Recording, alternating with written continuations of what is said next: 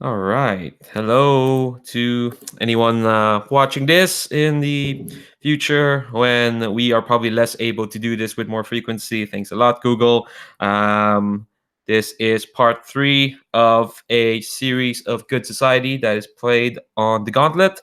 For those who don't know, Gauntlet is a place on the internet where people get together and play cool tabletop role playing games online. Find them at gauntlet-rpg.com, or you'll find there's a lot of stuff they do. There's a busy blog, there's quite busy forums, there is a podcast network full of lots of different stuff.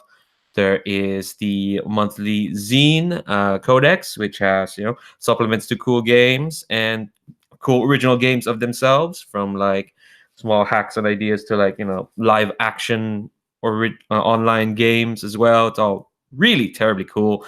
And of course, there's Hangouts calendar, to which this game was arranged. As mentioned, this is Good Society by Story Brewers Role Playing, using Deep Pride, Prejudice, and Practical Magics supplements. So Regency England, but magic. Ooh. It's all terribly spooky stuff.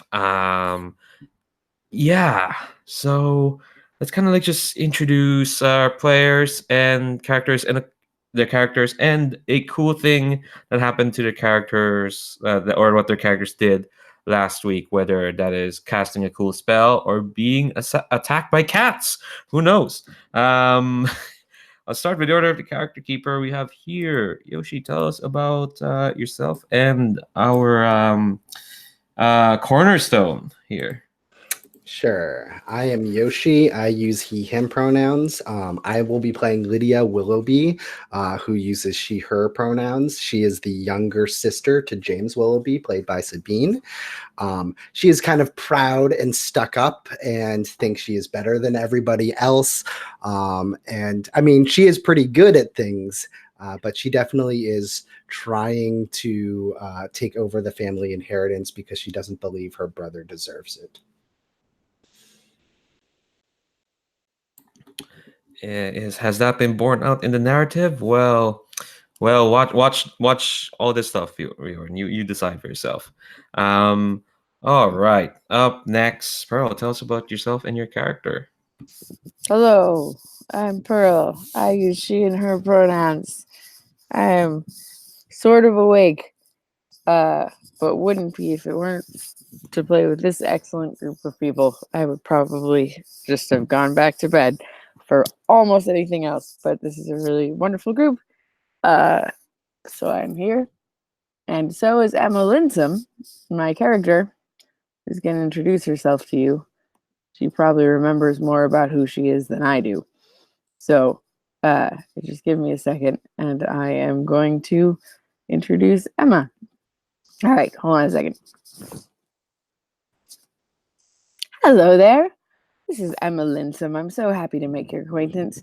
I've only just moved here recently, but I've already had all kinds of exciting adventures, and I'm looking forward to having some more. Last week, I got invited to the most exciting fete over at the Willoughbys.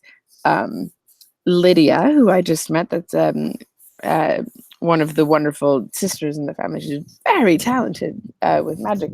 She had the hors d'oeuvres and things served by like animated clothing and armor and things. And my dear friend Ellie was the one who invited me to the party, and we got in a bit of mischief around the maze. There may have been some magic involving cats a bit. We won't talk about it too much.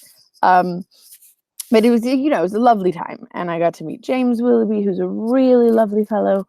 And he introduced me to Lydia, who I mentioned previously.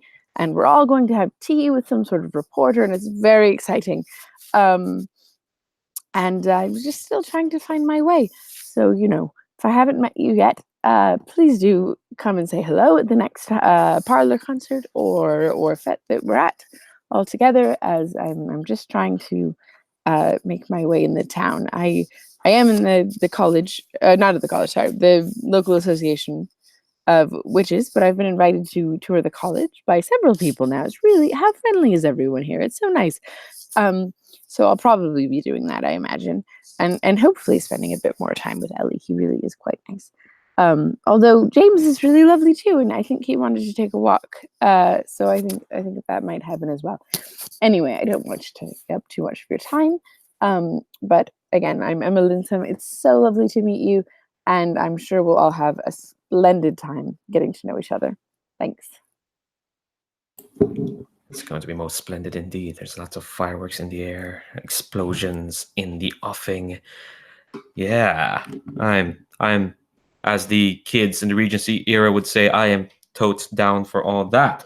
Up next, thanks very much, Pearl, for the lovely introduction as always. Up next, Sabine, tell us about yourself and the character you're playing.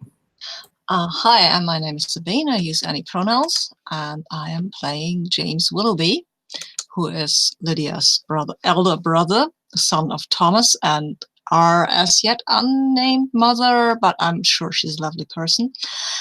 So is our father, who is the head of the magical college in our little town. He seems to expect great things of James, and James seems to come up short a lot because he likes magic and he likes to experiment with magic. He's really good at it, but he's not as risk averse as he should be, I guess. He once managed to push his good friend Serena's house halfway into the fairy realm, and now it's stuck there, and she hates him. And he's kind of a bit, well, he's a bit depressed about it. It's like, oh, okay, that was really over the top, and now he's a bit unsure about himself. But, well, yeah, he will be fine, I think. So does he. What's the worst that can really happen? Well, one of the not so great things last time was when he was overwhelmed by a horde of cats as he was trying to find Emma Linsom, because his sister had told him, go find Emma Linsom, and he had no idea how to do that. So of course he used magic.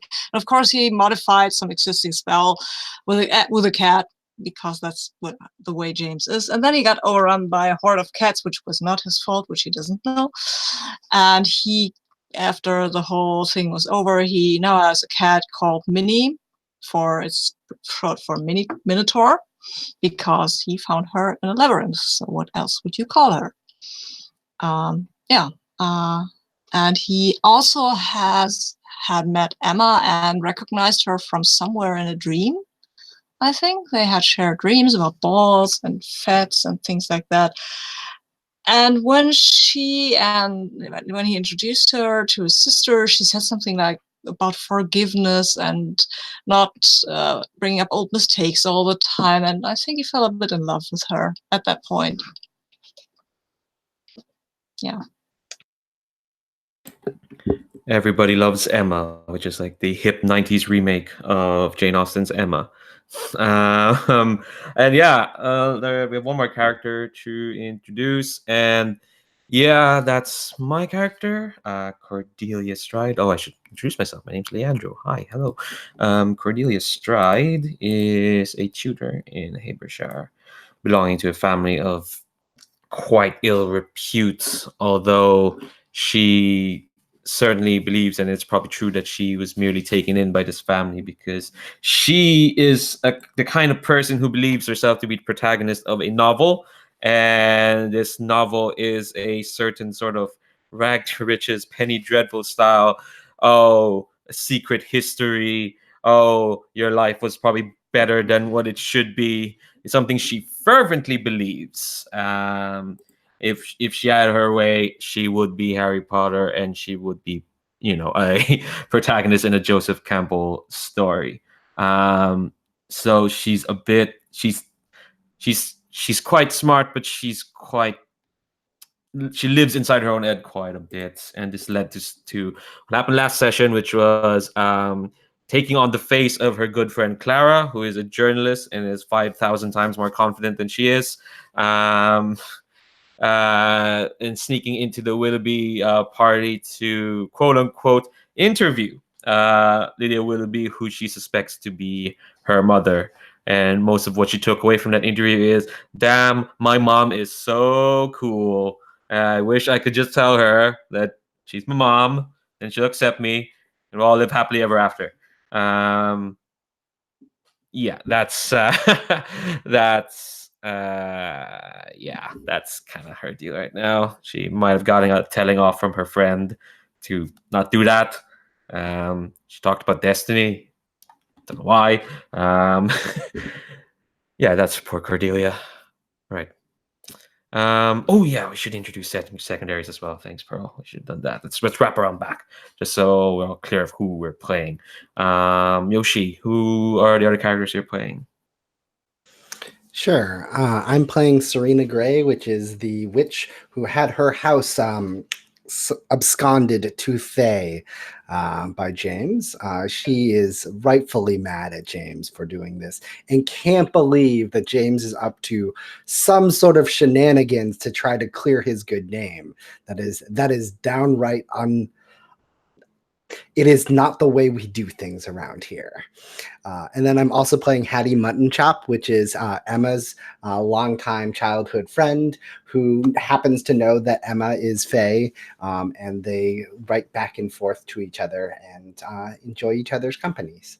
And maybe Hattie will drop by in this new town that Emma has moved in to visit and see how things are going. Who knows? Who knows? All right, Pearl, would you kind of introduce your secondary characters? Yes. Let me remind myself of who they are. I do know, but I just want to make sure I know. Yes. All right. I'm playing two of them. Who should I introduce first, Helen or Clara, do you think? Nobody knows. All right. Helen it is. Hold on, let me get her. Hello? Hello? Oh, you've popped by. How nice to see you. I'm Helen Gardner. I'm Jonathan's old nanny. I don't know if you all know who Jonathan is. Do you know who Jonathan is? Have you? He's away at school now. Well, anyway, Jonathan was my my charge, I suppose, when he was just a young thing, and I would just I tried to keep in touch with him. You know how young boys are. They go off to school and they do their things and they meet young ladies, and it's all very exciting, I'm sure. But I think really he might make a quite good witch, actually. But he's sort of he's gone a different direction. And children these days, they do what they like, you know. I just try to give him a bit of a nudge, poke now and then, because I think he really could make quite a good witch. But you know, his father isn't quite of the same opinion, so I don't want to interfere. I'm just, you know, an old nanny, but I just care. I can't help but care when they were so young and cute, you know, and then they grow up and it's all, well, it gets me all emotional. I'd better go. It's very nice to meet you all, though. And do stop by. I make cookies quite regularly, and would be happy to give you some. All right, thanks. It's so nice to meet you. I think I'd better have a nap. All right, so Cordelia's friend from Oxford, Clara Harper, is next. I'm going to grab her, and she will make an introduction as well. Hello, I am Clara Harper. Cordelia was one of my best friends at Oxford, and she's still a very dear, dear friend, even if she's lacking in confidence and sometimes makes some choices that, well, I like to think that she's learning. Although you'd think, having gone to Oxford, that she maybe would have learned more by now and not be putting off spells that change my interviews into me having to explain why I suddenly look like her because she's looking like me hundreds of miles away, or whatever else. But but I don't want to. The past is the past. And I'm sure she will never do that again. There's definitely no way she would ever, after the letter I sent, which was quite strongly worded, that she would do that same exact spell on another occasion. Certainly not this week, I'm sure, to turn herself into me for any reason whatsoever. So I'm not even worried about it. And I look forward to corresponding with her and maybe having a visit sometime soon, although she said she was very busy and might not be able to make time. Can't make time for an old friend. And you should see the two of us when we get together. It's just like wits flying everywhere, lots of things. And I do need to catch up on all the news of this new woman, Emma, who seems to have come to town and made a few waves. So I might be popping by. Either way, it's really lovely to meet you all. Practice magic responsibly. And I'd better be off. I have an interview to do for my publication. But yes, so happy to make your acquaintance. Thanks. So that's them. Thanks. They seem like very lovely people. Probably will be aggrieved again in the near future. All right. Sabine, your secondary characters. My secondary characters, let me have a look. I will be playing, I start with Oswald Lucan. Oswald Lucan is an Irishman, but I won't try to do the accent. I'm finding English enough as it is. So, yeah, Oswald is son of an Irish peer. He was exiled or fled, or for some reason he's in Herefordshire, or sent there, and he has to learn magic there. He's a bit snobby, but he's the pupil of Cordelia, and he likes her. I mean, he is a bit snobby to her, and he thinks she could do great things if only she had the right family, right? And if she smiled more, maybe a bit, because she always looks so gloomy. That dear poor girl. She isn't that old. I mean, she's younger than he is, but I think he believes she's older. Yeah, he definitely does, because she's a teacher, and I kind of imagine that he would think a teacher has to be older, but he respects her, of course, certainly likes her. And also, I will be playing Edward Thorpe, who once upon a time was a lover of Lydia's. They met, it was magical, and then she went away, or he went away. It's so hard to say with mortals. Sometimes seems to have passed.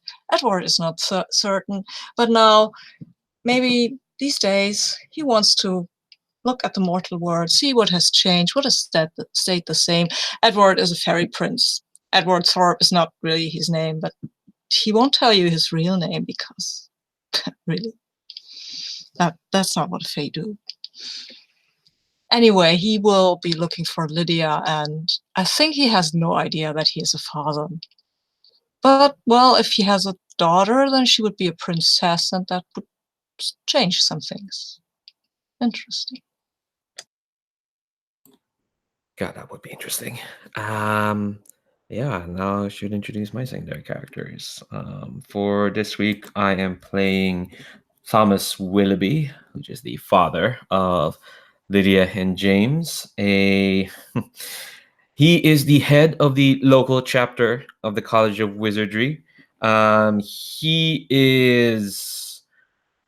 has been a bit of a mysterious presence so far in this story.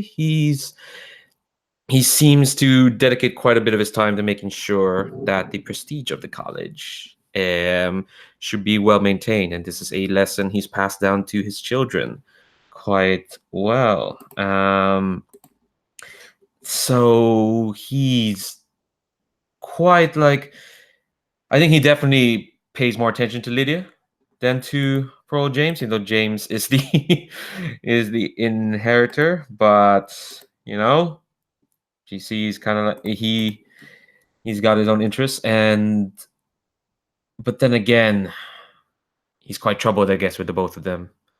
James might not be up to the standards of the Willoughbys, and Lydia is just too private, too unable to express herself uh, in any way. So he's conflicted about what he has to deal with, especially the incident that Lydia had when she was 16. If only she just opened up, because otherwise, how can this family remain who they are if they can't trust each other? So he's got a host of worries.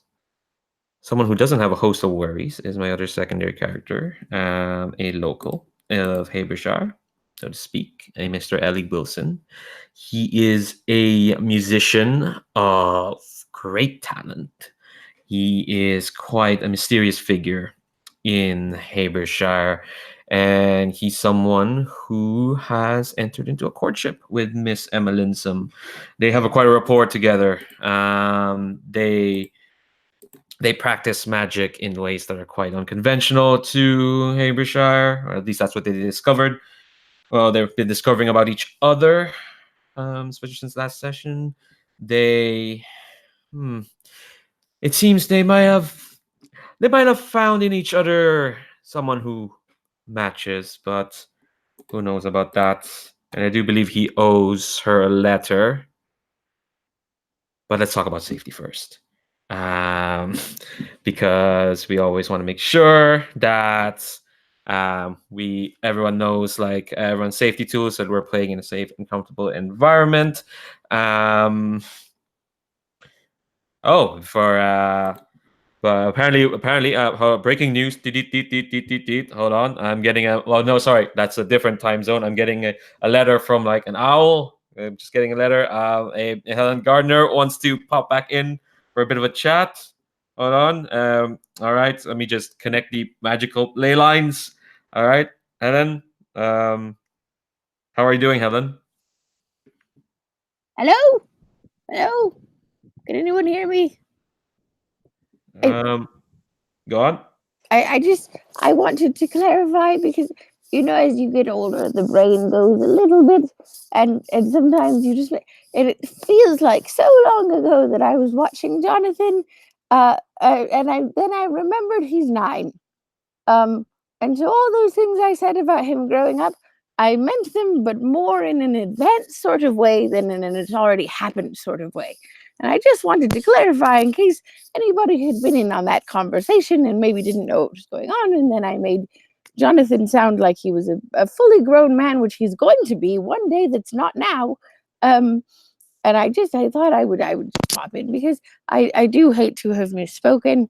And I forgot my pill this morning and my tea, and I was a bit embarrassed. So I brought you all these cookies to apologize for having possibly confused anyone, and I didn't want to let it go before I forgot again. Oh, this old noggin, so silly.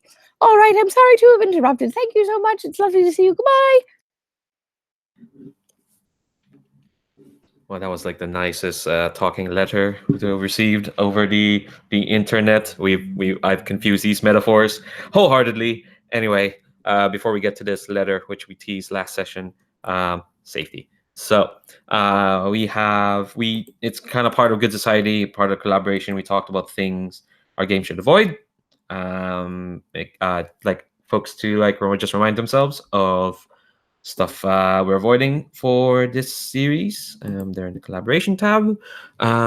We also have the X card, which basically, if we roll into a scene where folks made uncomfortable for whatever reason, it could be any reason. Any reason's fine. Any reason's viable. People can say they want to X card that, whether they want to make the symbol on the screen or on the chat. I might ask some questions on what's being X carded, but no one gets to question if it's played. If it's played, it's played. We'll roll back and try something else. And finally, we have an open door policy. If for whatever reason folks need to step away from the table, whether there's an emergency, or you're more tired than you thought, or you just need to go at any time for even like a minute or two, 5 minutes, bio break, all that stuff, anyone can call that in at any time. We can pause the game, and we'll accommodate yourselves. Anyway, all right. How much more can I stall this? Having to write out this letter? No. I have to do this now. What if I need to pee right now? Yeah. You might introduce yourself. I think you haven't done that yet. So I think I did. My name's Leandro. There we go. Use he him pronouns. I fucking love good society. There we go. I actually have a quick safety thing. Oh, go on. All right. I found out yesterday that even relatively mild talking about grief is more challenging for me than I thought it would be. And it doesn't have to be as specifically about parents as I thought it would be either. So I would just like to put it out there that if we can put a firmer line on grief things than we had, I would appreciate it. Thank you. Cool. All right. Okay. So last we left off, we still have the last bit of our epistolary phase. All right, I am just talking more shit. So okay. All right. Okay. I'm a bit panicked because I should have worked on this, but given I have more time than usual for epistolary phases. All right. Okay. I'll just roll into it. So this is a letter to Miss Emma Linsome from Mr. I keep forgetting his last name. Why am I forgetting his last name? Ellie Wilson. Wilson, yeah. Because he didn't have a last. Feels like he didn't have a last name. He just had a mysterious first name. Last time we saw them in a different game. Okay. Dear Miss Linsome, and I think this is a nice just envelope. And I think there's I wouldn't say suddenly a tune plays in your head when you play it, but it feels like there's a tune that fills up the room when you open this letter.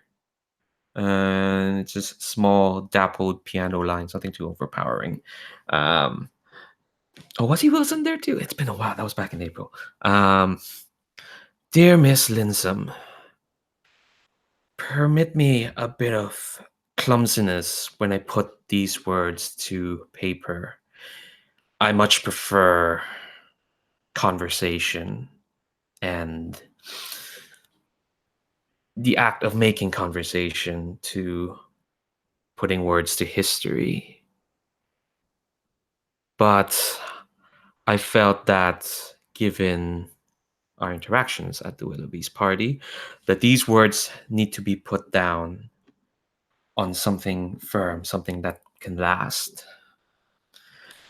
I made intimations of your brilliance to the college and how they would benefit the college, but truthfully, my dear, those are words said for the ears of other people. What I wish to have said to you, if we had more time to ourselves, is that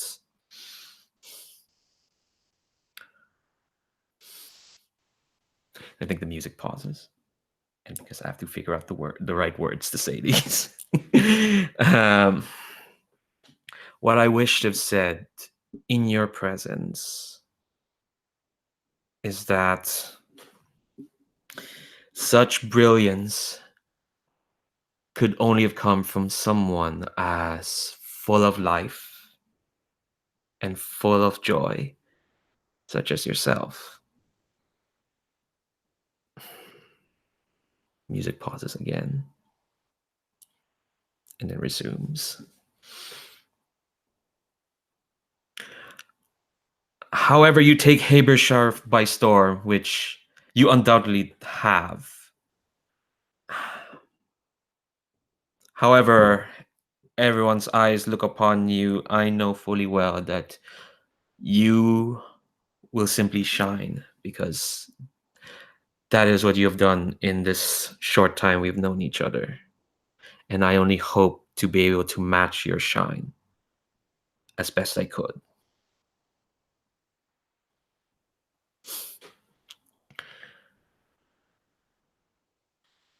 I think that's it. I think the music kind of that was just a bit more.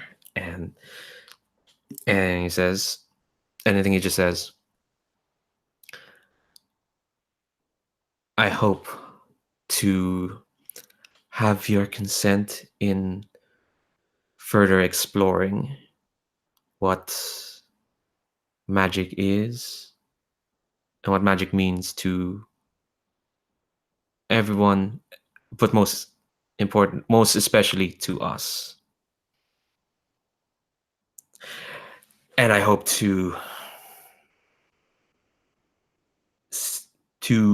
explore this with yourself for as long as is quite humanly possible. Yours always, Ellie.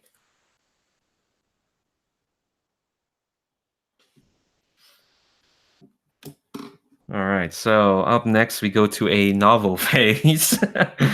Right, okay. I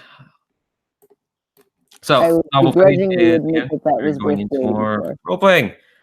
The bits where we have to interact with each other. Oh no. So as mentioned, there are 3 types of novel phases. There's the big event, which we just had. There's the visitations, which are basically shorter scenes, and I think that's what we're gonna do. There's the other one that's I've never seen done. I want to try the parallel, but it's a bit trickier to pull off. But yeah, visitation basically is like, yeah, we're all gonna like just frame our scenes as folks visit each other, and talk to each other. Okay, so I seem to be involved in a lot of these scenes. So, the rumors and scandals. Actually, yeah. Well, I'll just tell y'all to refresh your rumors and scandals. Basically, rumors and scandals are things you can use as resolve tokens. If you run out, just play them in. But like, those rumors are a thing that happen. You can totally like bring them into the fiction. Like, oh, I heard a rumor of this, or I can't believe that your hidden royalty, Miss Linsome. No worries, that's fine. We'll go through them again. They have their own phase. We'll go through them again. Which are fading, which ones are not. But for now, they're there in the background, and they can definitely be brought to the fore at any time while we're playing. So, okay. Partially because I'm involved in quite a bit of scenes. For anyone watching this, we had a bit of a talk on what scenes folks want. Does anyone have a scene not involving a character I have?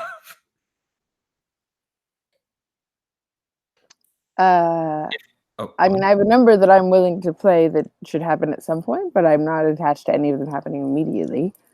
I think Emma would like to visit with James. Probably Emma's visit to the college will involve you, Leandro, as Ellie. So that should be put off if you don't want to play right away. Clara might end up coming to town at some point, but that should probably wait until after the tea. Yeah. They clicked on the wrong tab, and I'm just reminding myself of everyone who's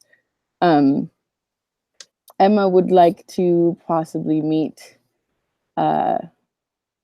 with some people from the more hidden side of her family, possibly an Edward Thorpe. And at some point in one of James's scenes, especially if he's out and about, I think Helen would like to happen to stumble along and interrupt him with someone else. Just because she is the sort of person who is designed to make other people flustered and awkward with her own flustered awkwardness. So those are all and then the dreams with James as well. Yeah. But yeah, those are all non-Leandro things if you're looking to not play the first scene. Cool. I'm also open to not being in the first scene if other people have something they want to do. Yeah. We could start with a scene with Cordelia and with the whole Cordelia and Lydia and Emma thing, and then we can progress to a scene without one of your characters, and then we can have another scene with one of your characters, because we don't want maybe not pile them on, so you can take a break and just watch us do things. I do want, like, yeah, that is kind of the big scene, and maybe we should get that done right now, so then we can see we'll see what the fallout might happen from that.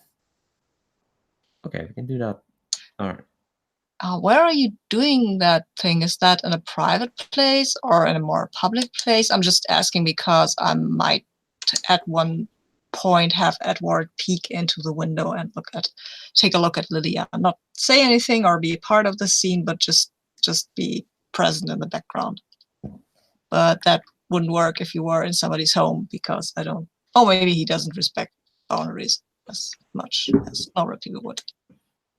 I totally think you could peek in. I imagine that Lydia is hosting this at their house, their estate. They've got a big like thing to do, but like it could totally be Edward Thorpe was like peeking through the rose garden windows or whatever it is. So,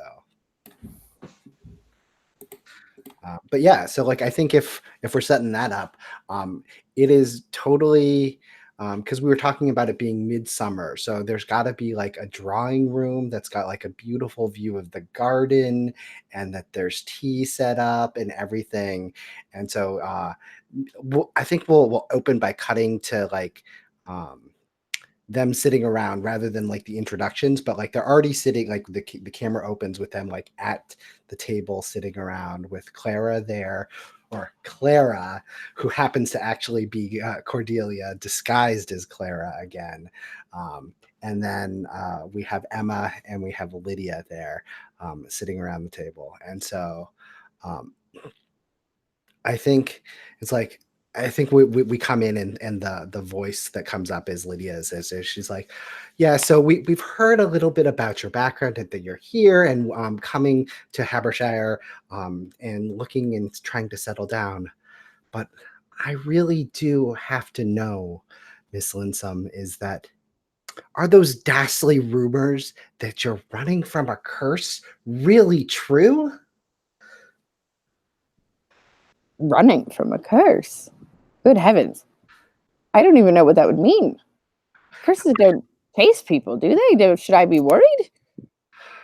There are some very spooky rumors going around that you have been cursed, and that the only reason why you are here is because you are running from your home country. But I have seen you here, and you're clearly not cursed. So I hadn't even heard. I appreciate your bringing this to my attention. I honestly, like, the kind of magic I practice, we don't curse people. I don't even know the first thing about that sort of thing. I try to be nice. My magic is just utilitarian and or to be kind. If there are curses and one has to run from them, and I possibly have one, I would really like to know what it is. Maybe I should be running. Oh, this is very worrisome. But no, as far as I know, there's no curse, and it's certainly not why I moved here. I moved here because the people where I lived were, well, their minds were not, they weren't stupid, but their minds were small in the scope of what they cared about and thought about. Like the College of Wizardry here, for example, like that wouldn't exist in my town. People aren't seeking the kind of meaning and knowledge that I feel is important in life. So that's why I've moved here, is to find more people I can connect with on deeper levels. But if there was a curse, I mean, I suppose there could have been a curse that made me want to learn things more, which would have driven me out of my town. Goodness. That is, if I had to have a cursed, that sounds like one that I would appreciate too. But I mean, I'm glad that you're coming here to the college. We have many people who are very interested in learning a variety of things and teaching. I myself am not very good at divination, but Clara here, who's a journalist, you must practice in some divination. You know how to seek those things that are hidden in secret. Maybe you could help us. Yes, by all means. If there's a curse and I don't know about it, I would appreciate it so very much if you would let me know. Can you imagine if I were just walking down the street and ran upon this curse that I'm supposedly running from, and I didn't even know that's what it was? I mean, who knows what could happen depending on the sort of curse. I could end up with, some sort of pig snout or something, I imagine. So the camera cuts to Clara. Well, Clara. It feels like I have to cast this spell again for sure. Okay. You know what? She needs a comeuppance. I'm gonna receive a resolve token, so my magic has significant drawback or complication. I think the target is definitely Lydia again. So if you go to the table on the lower right, yeah, which one of those terrible sounding options you can inflict on me? Meanwhile, I get another resolve token. Oh, it's definitely how does the magic consume you or possess you? And after that, how does it linger inside of you? Oh, I think what this looks like is Cordelia kind of like snaps into focus, and I think she was quite nervous the first time she tried this, but now she's just like she puts on like a very uncanny Clara impression. It's like, why, yes, of course, journalists have to use such tools to be able to find the best stories, the best angles. Divination, it's a tricksy art, but us journalists are trained to be able to sniff out information however we can. And certainly, I'll be able to deal with something as trifling as a curse. My dear Miss Linsome, after all, I was the one who figured out, and I think Cordelia's kind of getting lost into being Clara. Um, yeah, or getting lost into her idea of Clara, which is probably not flattering. So it's not really Clara; it's Cordelia's idea of Clara, which is horrible.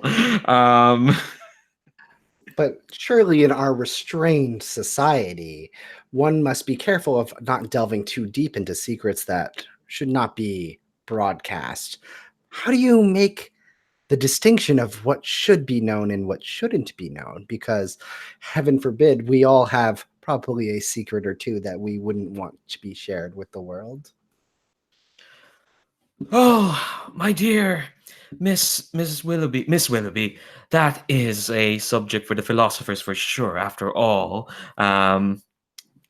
what one considers secrets to be buried, others would consider secrets to be dug out for the public good. But after all, then who gets to decide what the public good is? Is that not the purview of those who remain on top, Miss Willoughby? I think that's the point. At that point, Edward, I will spend the resolve token of Edward's just to have him be in the rose garden and look into the room. And I think Lydia sees him. But he's not looking at her. He's looking at Clara, or what Lydia thinks Clara is. And when Clara, or Cordelia, who it really is, looks up, she seems to perceive this man. He's probably not a gardener. He's dressed a very, very formal wear, a bit outdated actually, but really beautiful light greens and whites. And it's hard to say what his face looks like, except that his eyes don't seem to have a color or that these eyes are every color. It's strange, and maybe she gets a bit lost in that gaze because she has probably the feeling that he can see through her disguise. Yeah, I think that's kind of like the feeling that Cordelia gets is like cold water being washed all over her.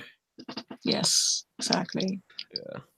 And then he will look away from her, not at Emma, to Emma, and go on his merry way. And I think like when Cordelia like turns around and looks back at Lydia, who was like staring out the window, completely like blank face, like staring, like mouth slightly agape, like what? And like we'll have to like somebody's going to have to say something, otherwise she's just going to stare at the window for a little bit.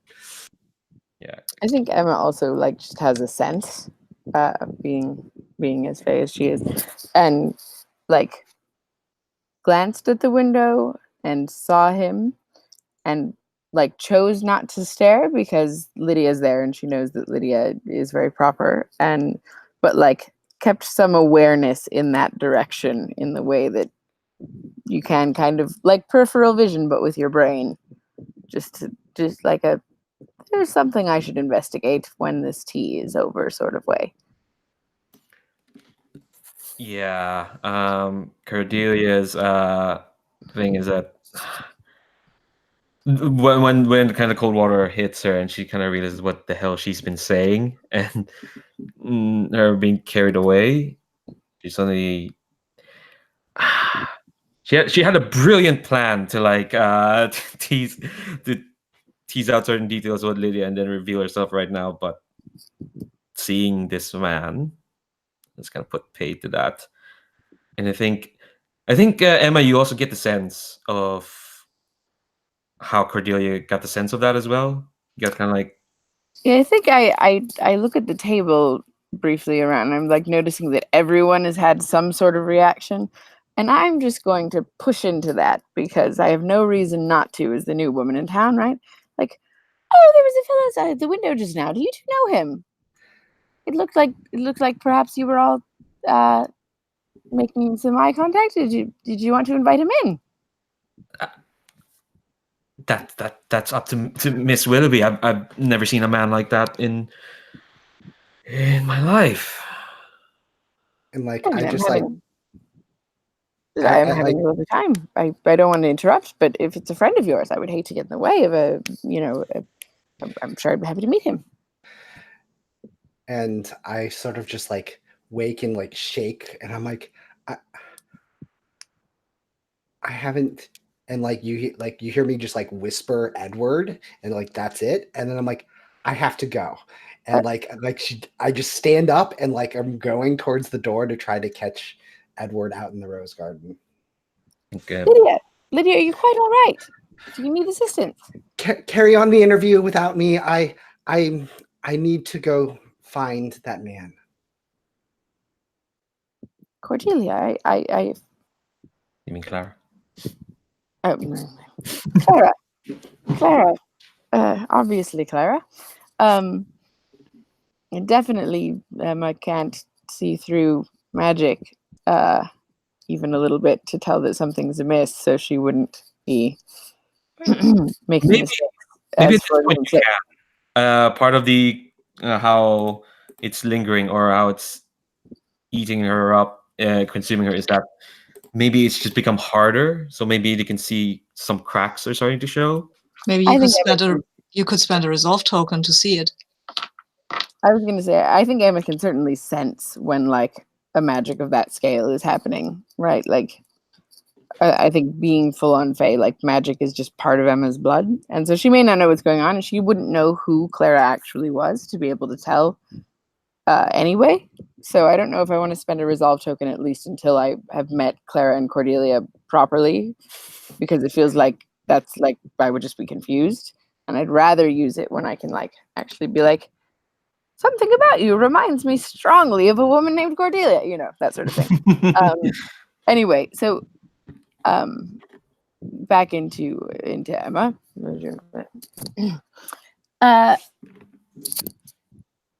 Clara, I'm a bit concerned. That was Lydia's usually so formal, and that was really quite out of character for. I've only met her briefly a few times, but I'm a bit concerned. And are you all right as well?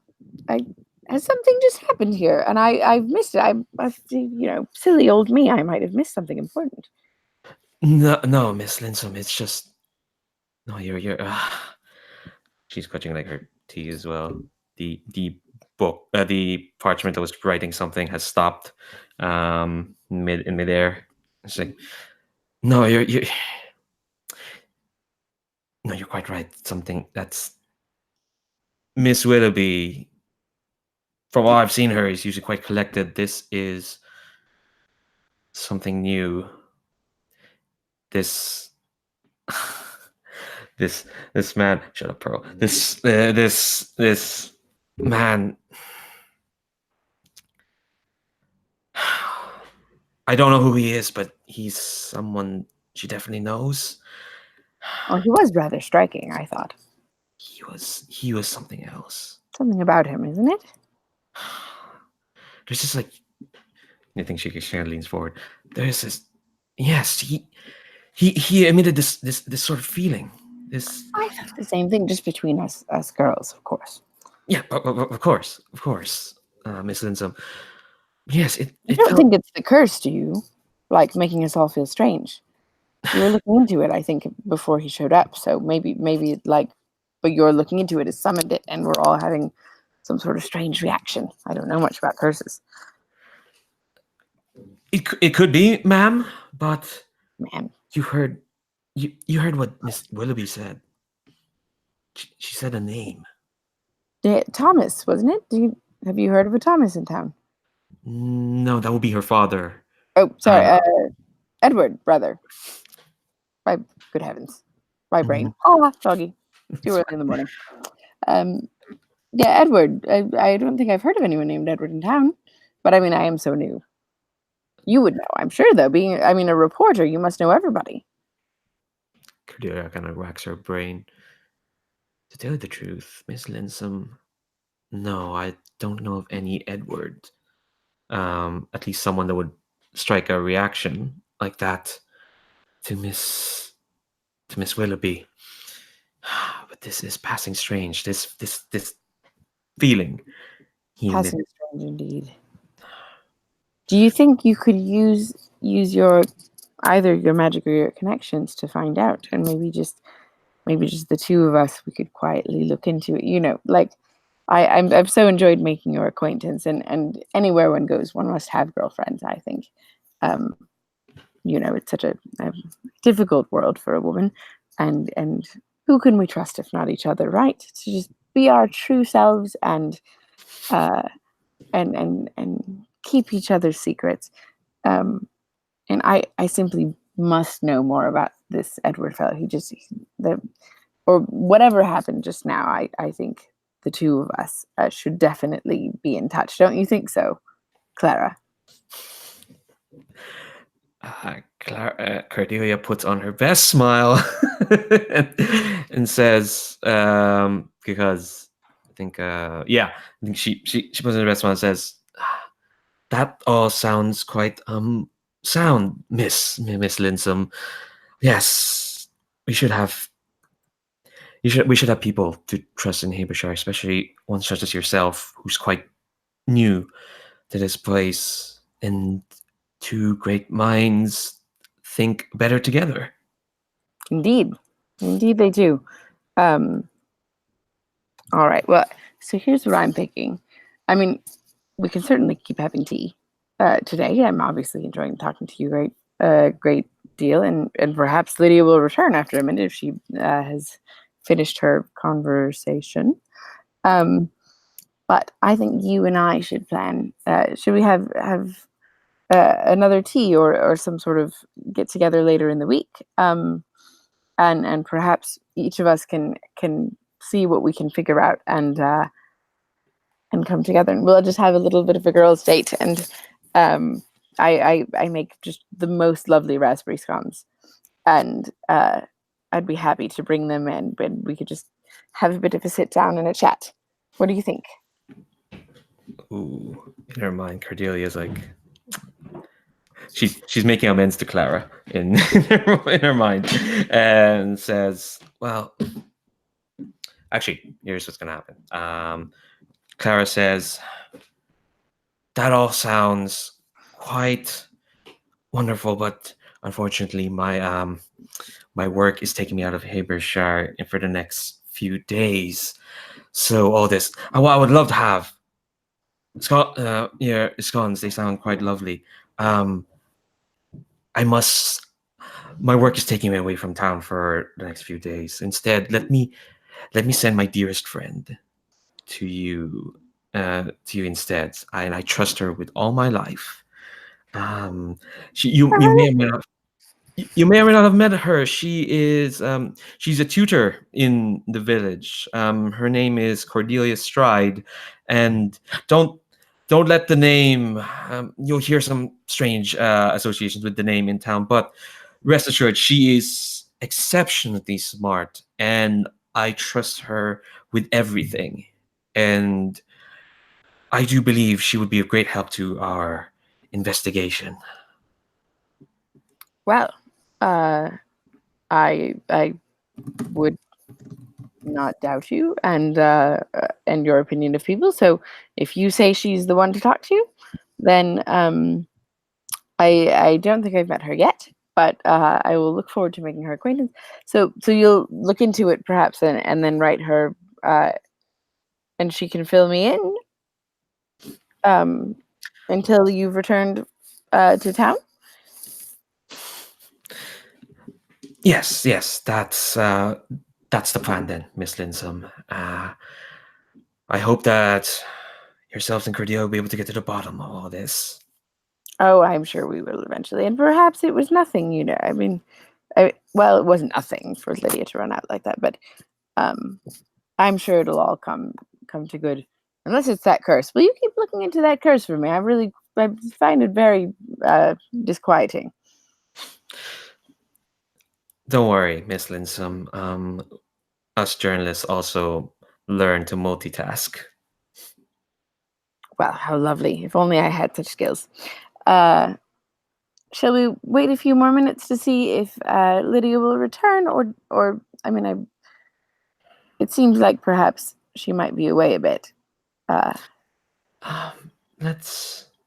And wait you a did few. say you were leaving town, so I don't want to keep you. But if you want to wait a few, that's lovely. So you must have all the gossip around town. What is there to know? What is there? Someone I should look for? Someone I should avoid?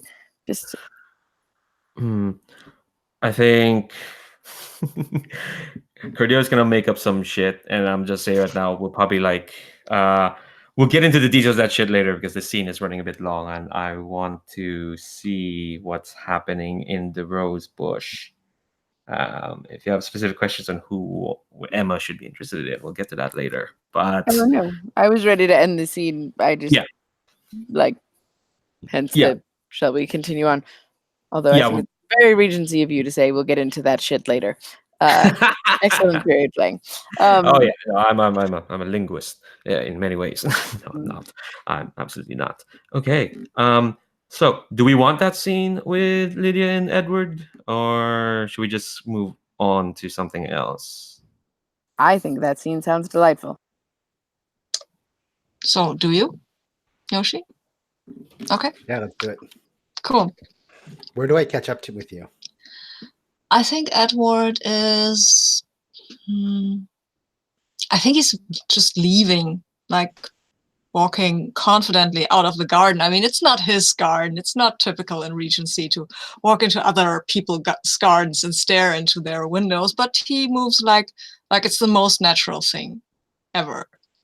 And maybe he stops at a rose bush to look at it a bit critically and then shoos away a butterfly.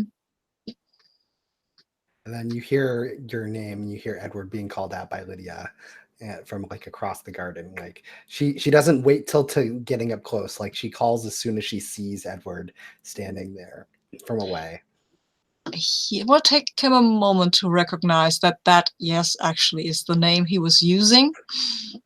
But then he will turn around and look at you a bit quizzically, like and like I definitely like run up to you and come up out of breath, and I'm like, Edward, you are familiar. Familiar? I know familiar. You. It's been 21 years. I know that. I know. Has it? 21 years. That is not so long. I know that time works differently for you, but 21 years is a long time for me. That is more than half of my lifetime. I've been... Really? That's so sad, but your life's so brief. So, I was waiting for you to come back. I imagined so many times that I would see you outside of my window, like you just did today. But I gave up on those dreams 15 years ago. I remember you. Your I name would is hope Lydia. so. Yes. Yes, you do remember me. Of course I remember. You are good at forget. And he will take your hand and give you whatever that is called, hand kiss.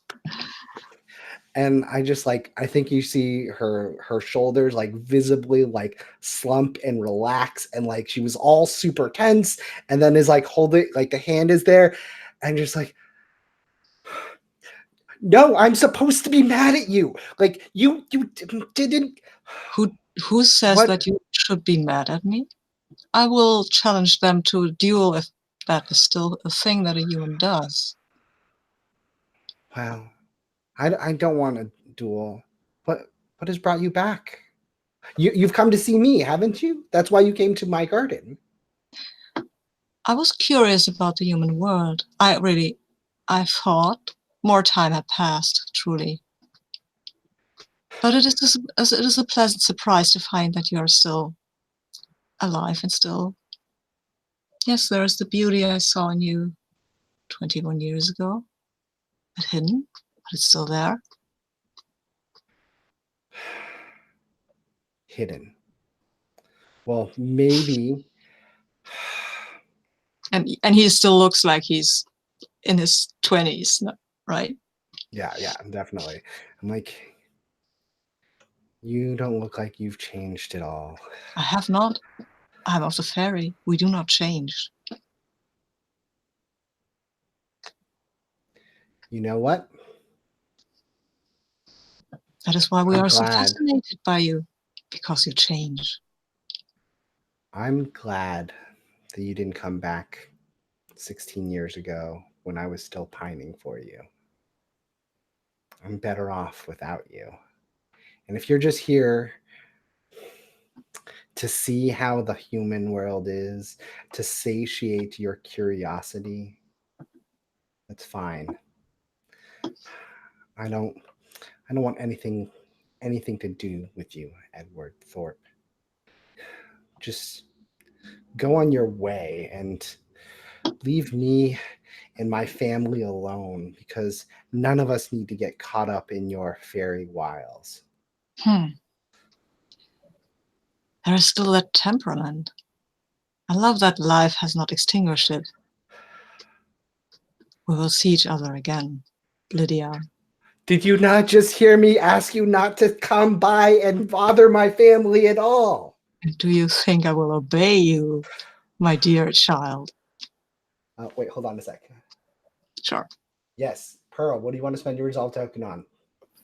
I want at some point for the tea to have ended, and I want to be lingering nearby out of sight so that at the end of this meeting I can try to catch him myself, but I also want to be hearing at least this tail end of the conversation. Cool. Oh yeah, totally. Who do you think that affects me? Probably. Do I get the resolve token?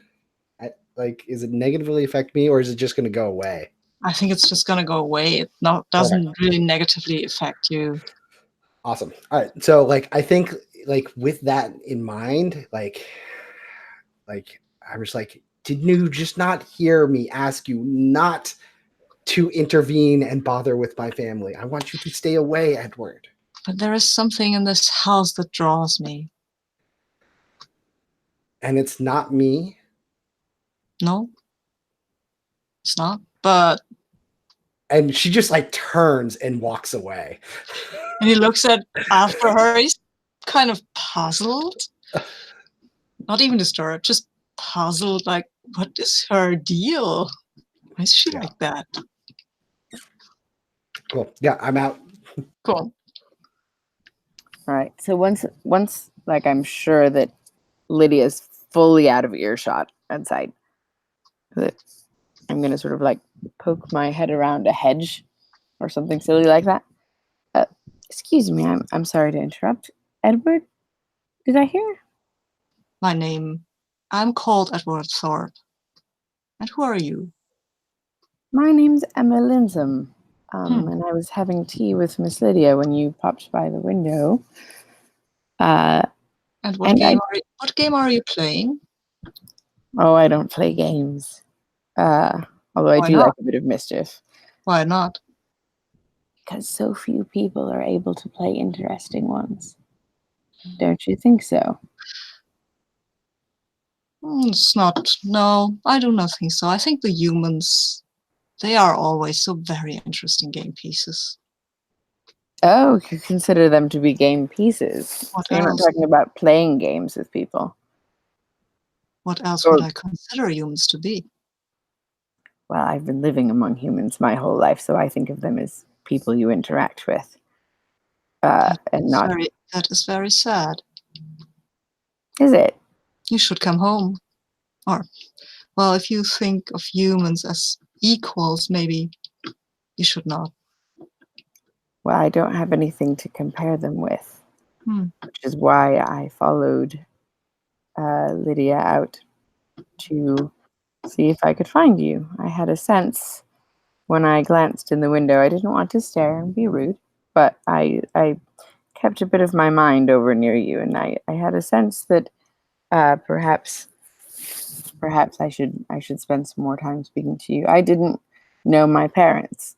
I'm afraid I was left with family who's since passed away, and I don't know much about the Fae. Let's just be open about this, shall we? You're clearly Fae. I'm also clearly Fae. Nobody in town knows that I'm clearly Fae, though, so I would really appreciate it if you would keep that to yourself at the moment, as I don't know what I'm doing. What would you give me if I do? Well, what do you want? Oh, no, that's for you to say. You want me to do something. You have to give me something if I want to keep your secret. I'm not a human. Don't treat me like a human.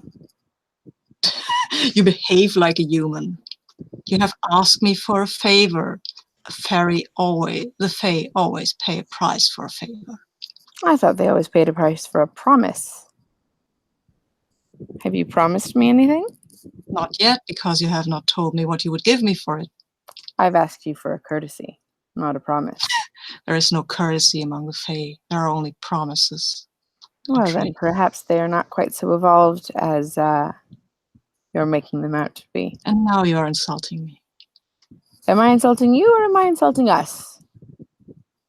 We are both Fae, are we not? I do not think you qualify fully. My dear child, you don't know who I am. And yet to seek to deals with me, to threaten me, to insult me. No, I think you've got it all wrong. You seem rather defensive. I'm a bit surprised, actually.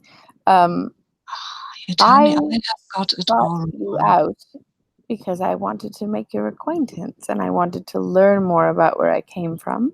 You wanted me to teach you, which would be another favor. That was another favor. I didn't ask you to teach me anything. I just wanted to meet you, which I've done. And you didn't have to do anything for it to happen. I made it happen myself. And now you have made my acquaintance. Yes, and you're not terribly pleasant so far, which is disappointing because I have been hoping to meet another person of Fae blood my entire life. And you thought we would be pleasant. Well, I'm pleasant. As I said, sad. I hope you will find your way home, dear child. Well, I hope if I do that there will be people who are actually happy to see me. Did you know my parents? No, I do not think so. Or maybe I did. I would totally like to interrupt. Sure. And spend the resolve token that is on the rumor and scandal for Emma Linsome is on the run from a curse from her home country. Okay. Because I think you totally know who Emma Linsome, like who her parents were. Her parents were actually on the run from Fae. Yeah. And so like this is a lost Fae child that the parents were on the run. And so definitely somebody that needs to come back. Can I spend my other resolve token? We get 2, right? Yeah, you can have multiple, but like I think this resolve token would go to you, Emma.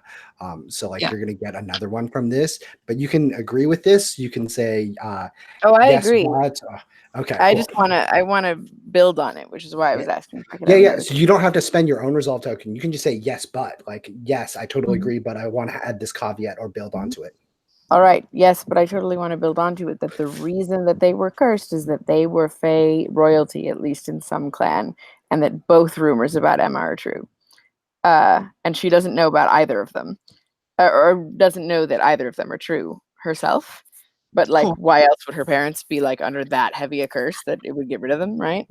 I don't know how many Fae clans there are, how like the hierarchy is set, but so if Edward Thorpe knows about Emma's parents, then he knows both Mhm. that they were cursed sort of out of existence, and that if Emma figures out who she actually is, she is going to remember this conversation.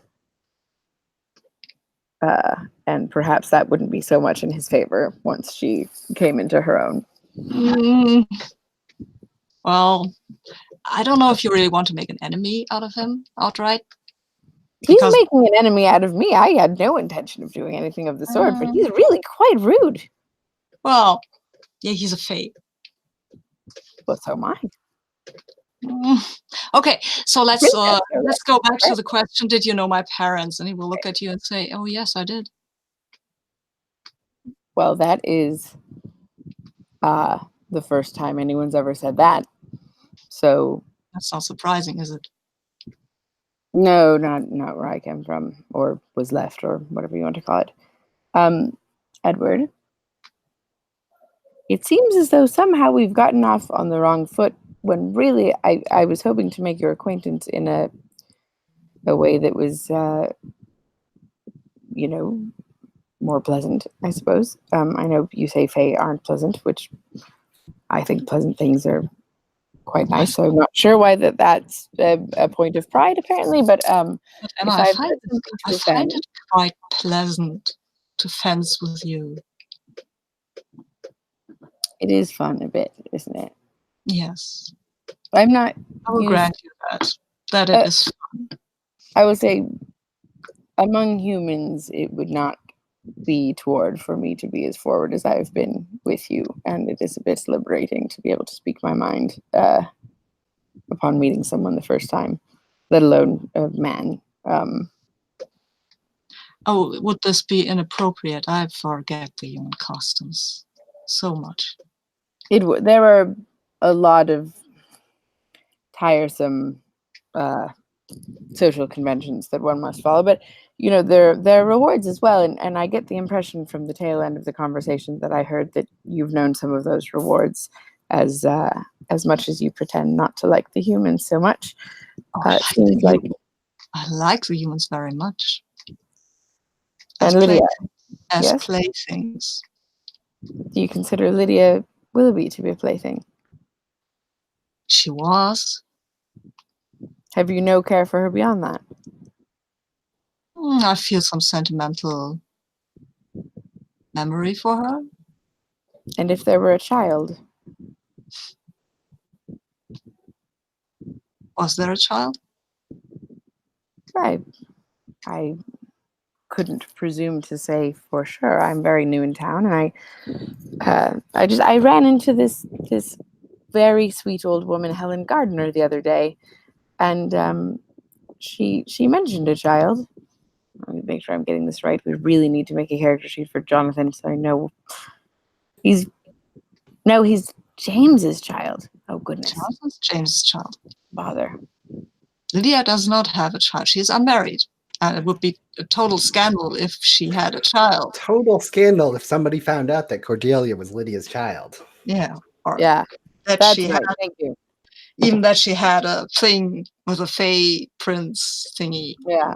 So yes, thank you. Sorry, I had a moment of mixing up which Willoughby had which child. I've just had an odd sense, and I don't think it's a sense that I would have if I weren't Faye, that there is someone else in town who maybe shares some lineage with well, certainly Fey bloodlines. I don't think it's mine. You're right. You are right. That's And what draws me. yes, I'm sure it wasn't me. No, But it's very interesting. It was a good idea to come here. I'm very happy to have made your acquaintance. So much food for thought. I'm Child. happy to have made yours as well, and perhaps you could tell me a bit about my parents, as I've freely offered you a bit of information that might be of use to you. Just as a kindness? You have given me information that I like, so I will tell you then that your parents were under a curse, and they fled from the ones who cursed them, probably to keep their child safe. That's very noble of them, wasn't it? Interesting. There was a rumor about a curse, and I just assumed it was made up by some jealous someone, but that now I suppose I have quite a bit to think about. And so do I. I hope I will meet you again, Miss Linson. And he will do the perfectly Regency gentleman-like way of doffing his head and bowing and then striding off into the sunset or something. I'm going to call after him. Is there a way I can find you? Yes, there is. And then he turns away and walks away. Or he will add, use your magic. Okay. And I think Emma just stands there for a minute, and she's a bit overwhelmed because this news about her parents is like the only thing she's ever heard about her parents. And it's not particularly pleasant, but it is like sweet in its own way. And also, I think she sort of just shakes herself a bit out of it and just says, do I really want to be Fae? Like, the magic is nice, but the social conventions are just barbaric. Good habits. But there was something about him that was pleasing, I suppose. But I'm not ready to give up on humans just yet. I think I'd like to pay Ellie a visit. And that's the end of the scene for her. Okay, cool. We've been here for an hour and a half, so let's take a break. Let's give it a good old 10 minutes and see each other back and see all this nonsense. It's so much, y'all. Oh, there's so much. BRB.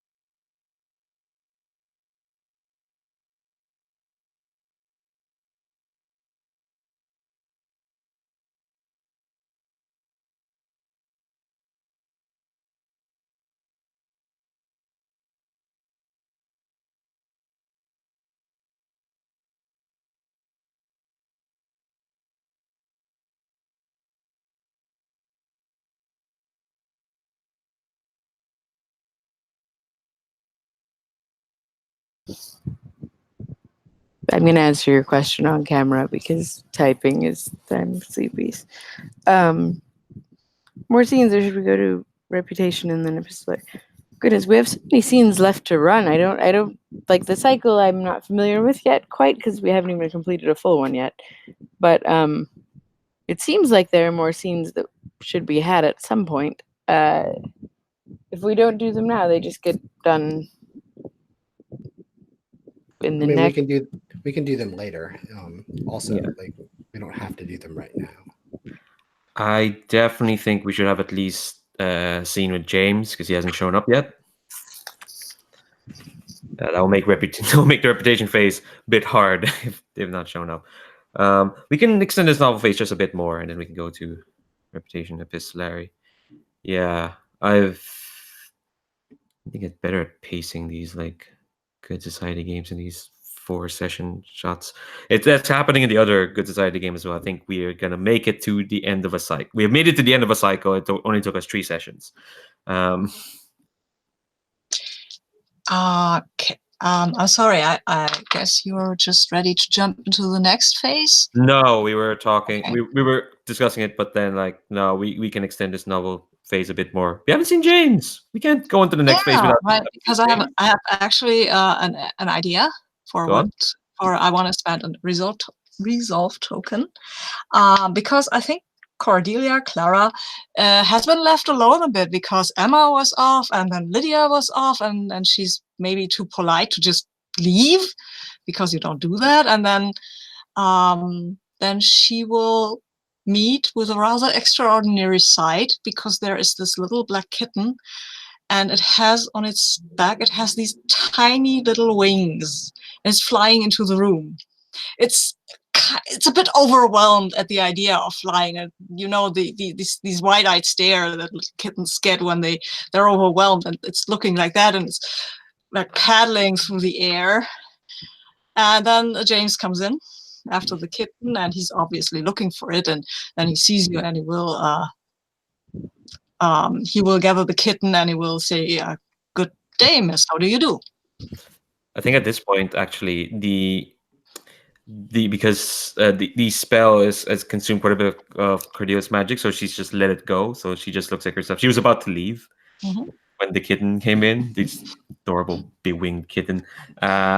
So she's not wearing Clara's face anymore. It's Cordelia, which is a bit more disheveled, probably a bit more gaunt.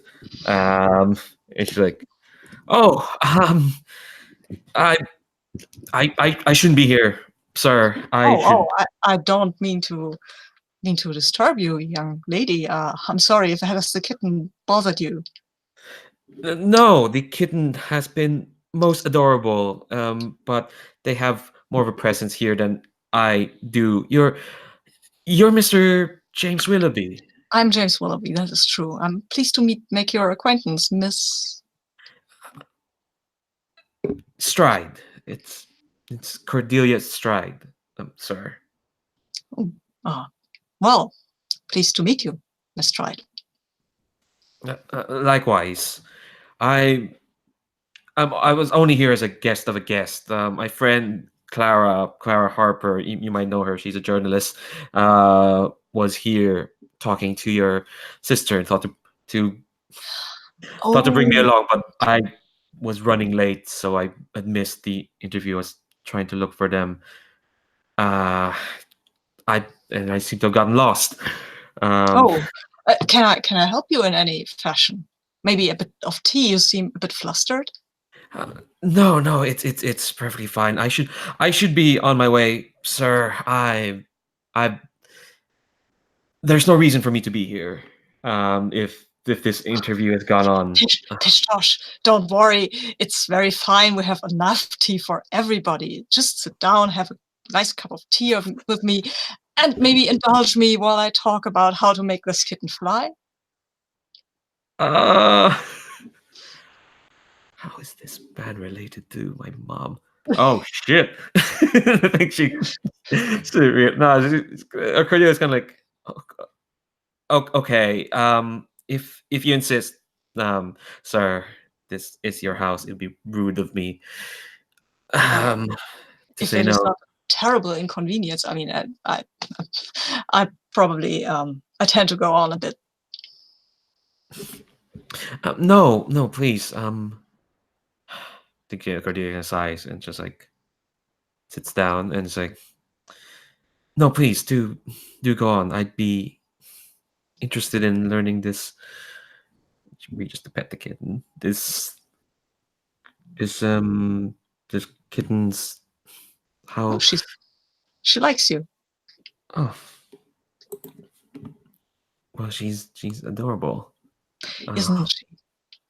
Yes, and then he will cautiously start to talk about the magic that he used to make these wings on the kitten. He's trying to feel the waters. He doesn't really want to bore you, but he is. You can see that he's just like bursting with, I want to tell somebody what I did. I made wings for a kitten. I'm so excited.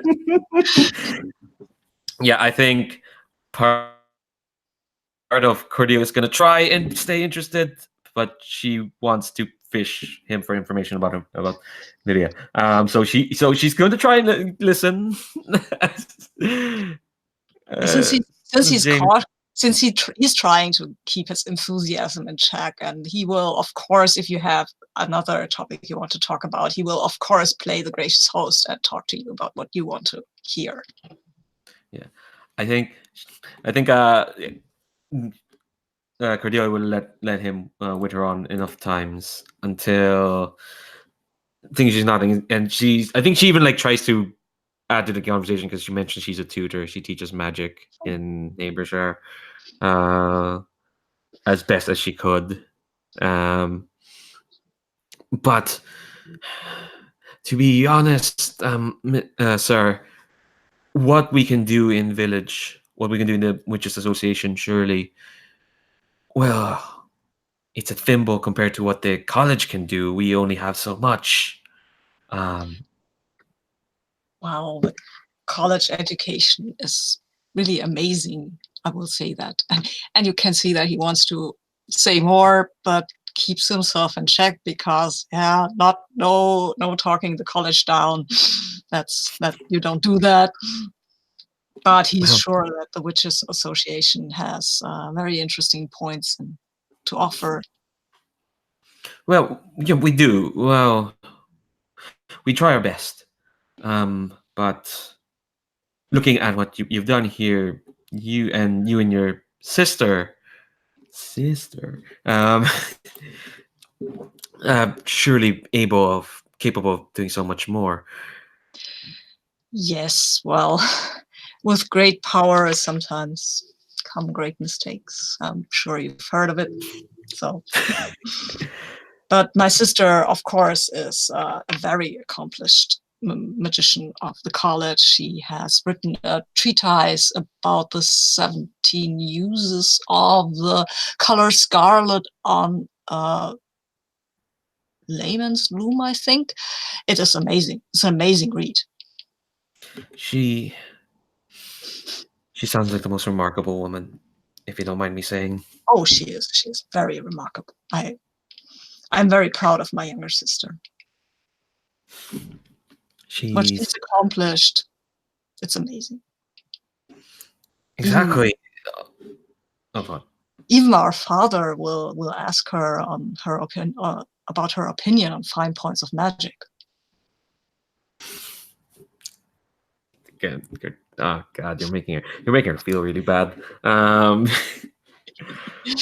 Does she dare say it? No. She want to do it. She want to say it to her mom, not to her uncle.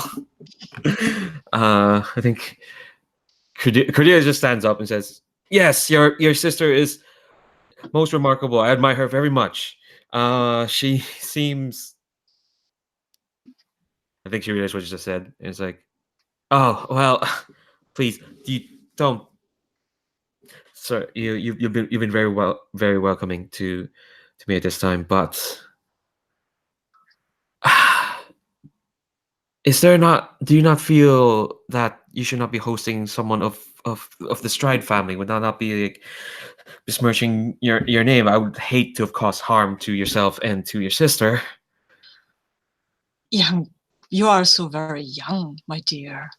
I feel that helping those who are younger and of less fortunate station in my life is just it's just what a Christian man should do, isn't it? Well, I would hope that should be the case, but more often than not, it isn't, dear sir. Well, now that you said it, no, I shouldn't ask for help. No, it's not my place. If I can do anything for you, my dear young friend, and I hope you do not mind me calling you so, because that might be presumptuous, but I feel a sort of ease in conversation with you. I don't know. Maybe it's just the triumph that I have achieved with my, well, it's a paltry triumph, of course, just a crying kitten. It's a beautiful triumph, if you don't mind me saying. You've given this cat a new lease and experience in life. It's something to be proud of. Yes. And we haven't spent monologue tokens this time. This whole, I've forgotten about them. I want a monologue now, but I can't spend it on myself. So Yeah. Do you want me to spend it on you? No, I want to spend it on maybe I want to spend it on you. I've already monologued. You've already monologue. No, then I'll wait. Maybe I'll find a reason to have Lydia monologue, because that's what I really want to. That's what I really want to hear, actually, after her meeting with Edward. But let's finish this scene before we jump into that. What was I going to say? Yeah, that James, he looks kind of, when you say that, he just tries to downplay it, but you can see that he's kind of really proud of the whole thing, because that's not what magic usually can do. Well, if you're accommodating, sir, and I would like to ask for help.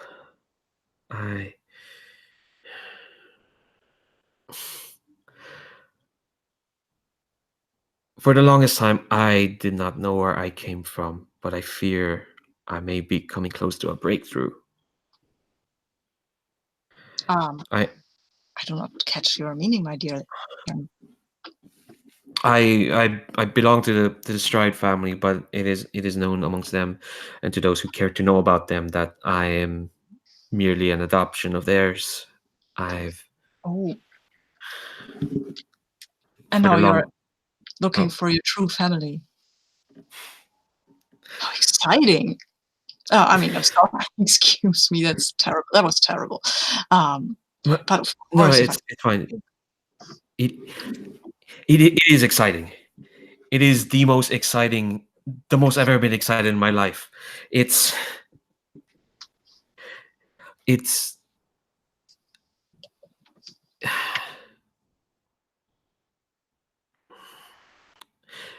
I'm close, dear sir, and the more all I ask of your help is that when the time comes, and you'll know when the time comes, that you would stand by myself. Well, of course I will. You seem to be a fine young lady, and I cannot think of a family that would not be pleased to count you among their members. Well, sir, this family is quite formidable, and I hope only to live up to their standards. Oh, I have no worry about that. Yeah, I think Cordelia kind of pets Minnie one more time and says, "Well, sir, I've taken up enough of your time. I should be on my way. But thank you. I've enjoyed your company and your insights. Please do come again if you don't mind. I like having somebody to talk to about my magical accomplishments. I'll make sure, sir. Thank you, and have a good day. she bows, or she starts to bow and then realizes no, she should curtsy, and she should leave. Pleasant young woman. Anyone have like maybe one or two more scenes? I think what's gonna happen is we'll wrap up this novel phase, we'll do reputation, and probably finish the session again with epistolary. I But have there's- a monologue token I want to spend on Lydia. Ooh. Well, like, okay, go on. Cool. So if I remember correctly, if we get to the upkeep and we haven't done it, we monologue there. But we could do the monologue now before we get to the next Ye- section. Yeah, you can totally do that if you want to. I want to do it now while the scene's fresh. Cool. Awesome. Where do you want this? Like as I'm like walking away? Perfect. All right. So yeah, I think it's totally Lydia like storming away.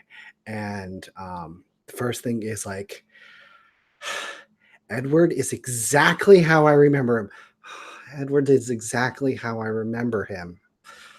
No, I have to be mad at like he went away. He said he was going to come back, and he did come back, just not as quickly as I needed him to come back.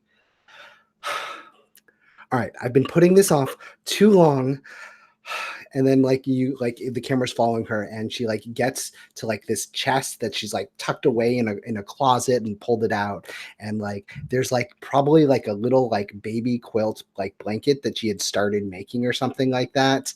And she's like, okay, all right, I should have sent this with 20 years ago when the kid was still young, but I can do it now.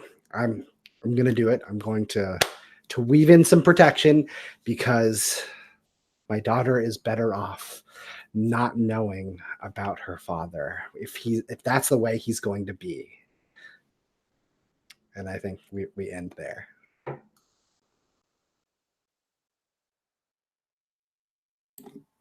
God. Kind of sad for her now. Like it all comes back to being sad for people. it's like you don't have to be afraid to be a broody jerk who disappears. I know that type. But I have a quick question about gameplay. So like I have the cycle of play sheet here, right? With the novel chapter, reputation, or scandal, epistolary, and then novel chapter, reputation, epistolary, upkeep, right? And then repeat. Yes. I think I don't understand why you start or stop any given novel chapter. Like scenes that you intend to play, like how you decide to play them in this novel chapter or another one, or is there a formula? Like how many or anything? Okay. So what I've done when I've run it is I like to give enough things that there are stuff to comment about for the reputation. So like giving people opportunity, whether or not they do anything with it, for their reputation to go up and down. Sometimes that's not always possible to do for everybody. Part of it is for me timekeeping, as I want to move things along so we can get to the other parts, because I like the reputation and stuff, and I also like the epistolary stuff as well, so like I want to see those. And because it's a cycle, you can just keep repeating those things. So like usually having a couple of things, making sure all the players get to do something in the novel scene, then moving on and then coming back. It also provides for me good justification to have like a couple of days or a week pass or a month or whatever. Okay. Because like I feel like there are a lot of scenes that could springboard off of various things that have just happened. And I was like, if the next chapter we've moved on, that seems like that would be not as good. But if we can just play those scenes later, then I'm totally fine with moving along. The thing is, Yeah. we want to be able to do everything, but sadly, time makes fools of us all. And sadly enough, yeah. Where are we? Let's see. Let's actually look at the time. We have an hour. I think unless I don't know. I want to gamble and see if we can sneak in one more scene. But if not, we can. I think all the events have. There's enough juicy nonsense to have taken place, and we can like extrapolate in this epistolary what else people want to, how our characters are feeling and whatnot, what they want to do. So yeah, I think does anyone sneak anything else? I think we can wrap up this novel phase then. Folks are okay. Cool. All right. So moving on to reputation. So I have a link somewhere. Here's a link to family backgrounds if you don't have them. So reputation, we are just gonna assess major character behavior against reputation criteria, create reputation tags, all that fun stuff. But just we'll look through them ourselves and then just shout out, see how your reputation's doing.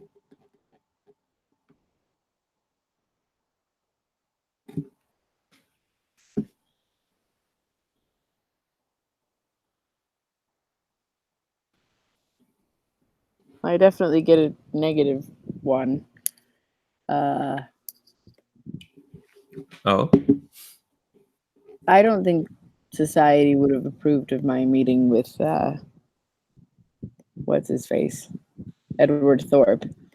Right? Aren't we supposed to like not really be doing that? Let alone openly discussing being all fae and whatnot.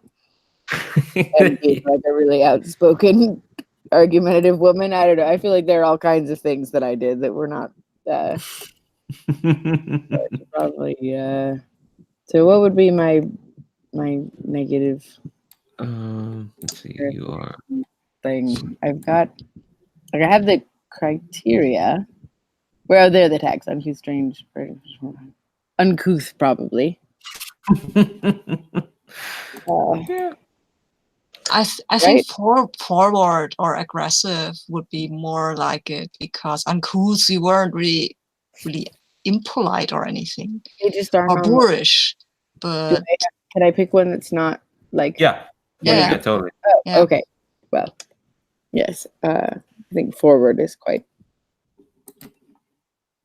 apt then. So I think Lydia both gained positive and negative reputation. I think she acted to protect her family, which is also good, and to keep the Fae out. But she also was not very proper in the way she exited the tea and running out and everything else. So I think she gets both positive and negative.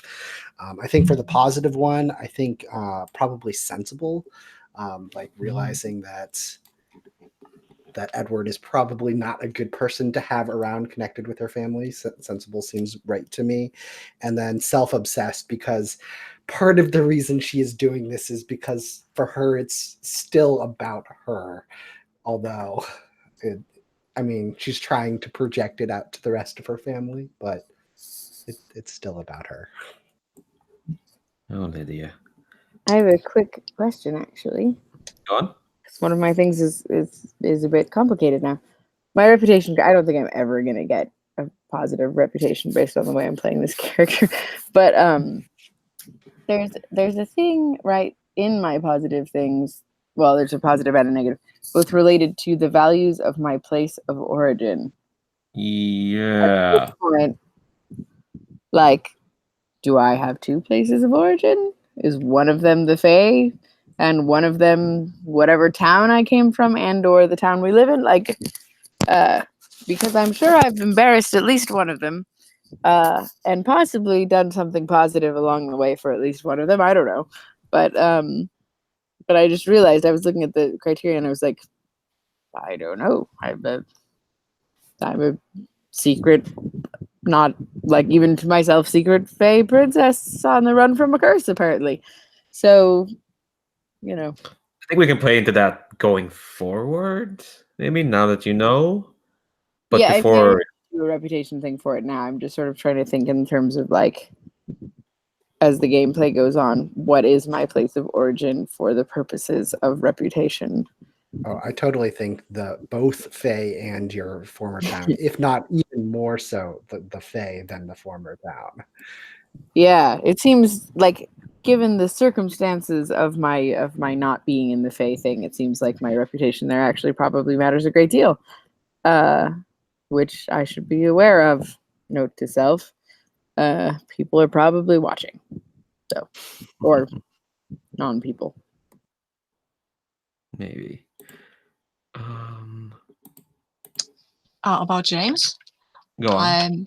I don't think I gained a negative reputation tag because I'm old money because I didn't really act in contravention to society's conventions. I mean, I invited you to tea, but you were in my house, so that's not actually a contradiction. And acted on a desire that compromised my duty or morality. I didn't do that. I didn't just go on off at you with my magical things. And I spoke very, very nicely about Lydia's research, which I really think is mostly pedestrian. But I wouldn't say that. I wouldn't say that. Of course, I wouldn't say that. I denied my desires and made that sacrifice to talk Lydia up because I love her and because it's good for the family. So I guess I might gain actually a positive one once because I didn't shame or embarrass my family name either. Reading these family background sheets, I realized I messed up and we should have had one positive and negative tag at the very start. Yes, you're right. I messed that up. Well, it's too late. I'm sorry. Yeah, good thing because otherwise I would have had a condition. Yeah. Already. Small mercies. Yeah, I don't think Cordelia gets anything positive from her carry on. Can I just finish the thing sorry, for James? Sorry, because I wanted to have a positive one. I think supportive, maybe? Yes. Okay, cool. Very good. And now we can go on with Cordelia. I don't know. Cordelia should just lock herself up in a cupboard underneath some stairs from all the shenanigans she's been pulling. Let's see. Yeah, I don't think she got any positives. No. Even the conversation with James, that was more James being nice and not for Cordelia's sake. Don't you think I know that, Pearl? Yeah, so definitely it's a negative tag. She like the constant lying, the even more lying at the telling Emma like, oh yeah, I can't be around. You should meet my friend Cordelia. She's great. She'll help you out. Let's see. I already have irresponsible. I think who I don't want to just copy of James, but she's also being careless now as well. She's flying close to the sun. So clearly that's the side of the family she takes after. So I'll just steal that tag then and say she's been careless. And let me actually no. Okay. So she's disheveled. Yeah. Okay. So that's where I need to go to do the second part of the reputation phase, which is dealing with the factional reputation. So let's see, positive and a negative. Sorry, I just need to like. Here we go. Okay, so the local witches association, their two members both gain negative tags. So, all right. The two College of Wizardry got a positive and a negative, if I'm correct. Yes? I think we're net +1 positive because Lydia gained positive and negative, and I just gained positive. Okay. Hold on. Oh, okay. Each positive and gain 1. So that they cancel each other out. So college is still doing all right, but the witch, one person is being courted by the college, the other one has very ulterior motives that during witches down bus. So let's see. The total is positive, add 1. 0. Okay, so the college influence stays at 1, so they're still neutral. They can't make decrees. They're all right. The witches will go down by 1, so they're now at -2, and what that means is they are now disgraced. Helen's gonna have to whip them into shape at some point. Yeah. So they can make decrees. We'll get into that later because they're quite a bit. The decrees. Actually, I'll read up what the decrees do. Do we have to pick a description for the disgrace thing? Because there's wild and controlled and illegal even. Oh, where's that? That's on the faction sheet. Oh, wait, Oh. that's here. Yeah, here. Local Witches Association. Yeah, they're here. Hold on. Let me look at the faction sheet, actually. Sorry about this. Bit of admin. Oh, yes, yeah. So, yes. We are going to have to pick one of 3 things. And, there we go. So, society either thinks the witches are either reviled, they're either have to be controlled, or they're illegal. I think reviled would be the best because illegal would be a bit harsh. Yeah. I And feel like all 3 are quite harsh for like Yeah. a bunch of people who meet at the pub. You know what I mean? Like, look, society dictates what society will, and we kind of did this to them by acting quite uncouth. we Reviled. can make up some rumors about them, why they are so reviled. I just feel like if they're reviled, won't most of us who were in and associated just leave? I mean, certainly Emma would. She doesn't want to be reviled by anyone, and she just got here. Yeah, well. I mean, I think she's leaning towards the college anyway, but like, how many people are going to stick around in a community like organization if everybody hates it? I feel like that's the end of that. No, Is that I don't know what it's meant. No, I don't think so. I mean, if you're a member of the Witches Association and like the other witches, and then you say, well, whatever society thinks about us, they don't care. But doesn't everyone care what society thinks of them right now? Well, maybe they kind of do, yeah, but they're still they're kind of your family. Just to turn your back on them when they're a bit in a mess. We can explore that anyway. Right. Yeah. I just find it an odd mechanic since it's supposed to be like a philanthropic local. Yeah. Well, the thing is, their reputation is affected by what their members do, and because the 2 of us have got negative reputation tags in that reputation phase, it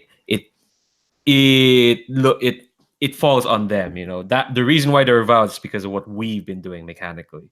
No, I understand. I feel like there could be a couple more options under disgrace that were less severe, I guess. You know what I mean? Like instead of reviled, controlled, or illegal, like people look down their nose at it. Or, you know what I mean? Like I'm like, oh, I guess like we're hated by society now. That's Well then if it's soft, then there's no incentive to make it better. You know, unless it gets worse and worse, right? Like if a -2 is like people look down on it, -3 is that it's like really and then like you get to 4 and it's like illegal. I don't know. It's just my comment on the mechanics that like to go from neutral to reviled is quite the jump. But the thing is, it's by 3s anyway. -2, 3, 4 is disgrace. -1 is just neutral. We have been ticking down from neutral to disgrace throughout this game. Yeah, no, I know. I'm looking at the sheet and whatnot. I understand what's happened. I'm saying What I don't understand is if we're playing in a society where reputation and society's opinion means so much, then having an organization have such a negative stigma in society seems like it should matter intensely. Well, it's up to your character then if they care enough to either fix the reputation of this association or just leave. Some folks probably would try to fix it, but if Emma wants to just leave them, that's up to her. Well, I mean, she's probably going to go to the college. I'm talking more just like in a general sense. Like, so now if someone's associated with the Witches Association, should we all treat them poorly because they're like in a reviled organization and we are upstanding members of society? Or that's the kind of thing I'm trying to get at, is like, if societal impressions are so important to everything we are, does everybody treat someone in the local Witches Association, which has been disgraced now and is reviled? Would we avoid them so as not to have our own reputations tainted? Would we, like, these are the things that I'm trying to parse out. Like to me, you would definitely be doing more of the avoiding, and I think this is where you get sort of that like comedy of errors and like the juxtaposition of what you're supposed to do to people who are beneath you and like how you're supposed to treat them, but at the same time like you want nothing to do with them because you don't want to bring that reputation upon yourself. So like you're not supposed to spit on them and if they come for things, but like you're not supposed to help them. And it could be a lot of like patronizing behavior of like, oh yes, you're from the Witches Association, so lovely to see you here that you could manage to make it out here. I know you're so busy with all of those other things you have to do, and just like being very patronizing towards them and things like that. Okay. Sorry, I just got an email there. No, like say, yeah, it'll certainly make things harder for folks in the association. Like say James just promised Cordelia that maybe they should meet again. Well, that's going to be trickier now that she's, well, she already has part of an ill-reputed family, but she's part of this organization. It's kind of like, you're not really doing anything. You're. I think the problem is, since this comes from the reputation that you acquired, it's like that you're ejecting society's values. That's what's seen. The witches, they don't really care about the good name of their association, really. So you look down on them because they don't seem to obey society's rules. Yeah, that's my bad for having a character who's very self-absorbed, or at least very just has very strong self-interest. Poor witches. We are not playing their faction the way it's described at all. That is no, we are not. I'm like, I guess I think that's part of what my confusion has been. Like, I keep looking at the sheet and it's like local, philanthropic. They are behind the social calendar of the whole village, and I'm like, but they also reject all societal customs and are hated by everyone. That's a weird organization right there.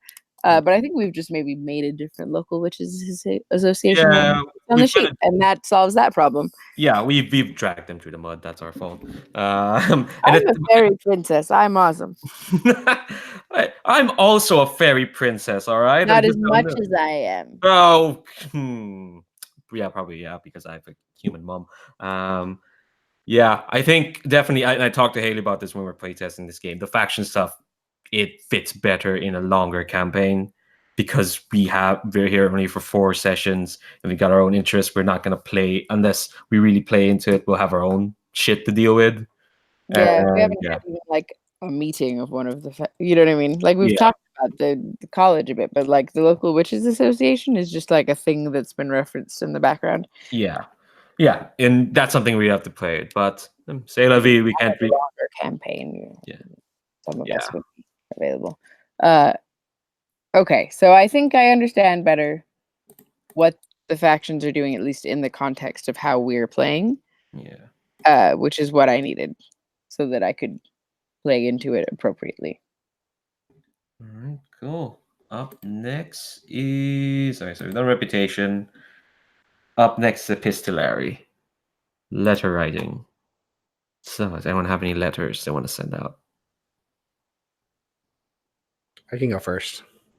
So this is definitely a letter from Lydia to Helen and to Miss Garnier and or Gardner, and it's just like, dear Helen, I have sent along, along with this letter, another package and letter that that meeting we had about 21 years ago. I know that you have kept in. I hope that you have kept in touch with the other member of that meeting, and if you could possibly pass along this package. I've been recently thinking about them and crafted something special for them, and was hoping that you could maybe pass it along to them wherever they may be, seeing as I do not know, and I've left all of those details, and hopefully as the head of the local witches society, you'd be able to figure these things out. Your longtime friend, Lydia.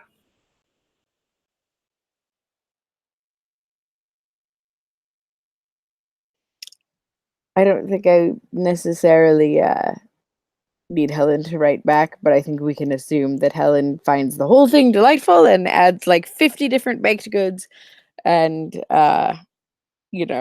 is just she's very, very pleased to be involved in all of this.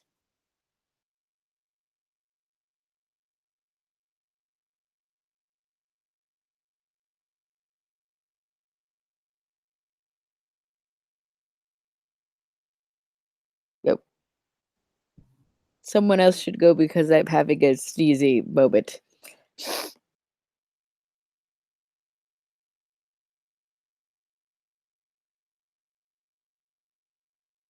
Come on, you all have letters. I think James owes Lydia a quick note because he somehow co-opted her guest, which she didn't know she had. But let's go for a bit of confusion here. And he will write to Lydia. It's dear sister, just to drop you a quick note. I never seem to be able to catch you. You're so busy. I admire that. I met your young guest, Cordelia Stride, and she was very lovely, and I'm very glad that you invited her. And I think we should do more for the poor child. She's adopted. Your brother, James.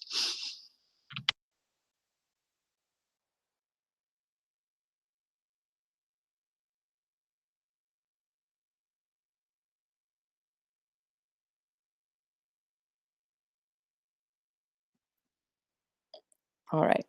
I think I'll write from Emma to Ellie, since he wrote me such a lovely note in the last epistolary round.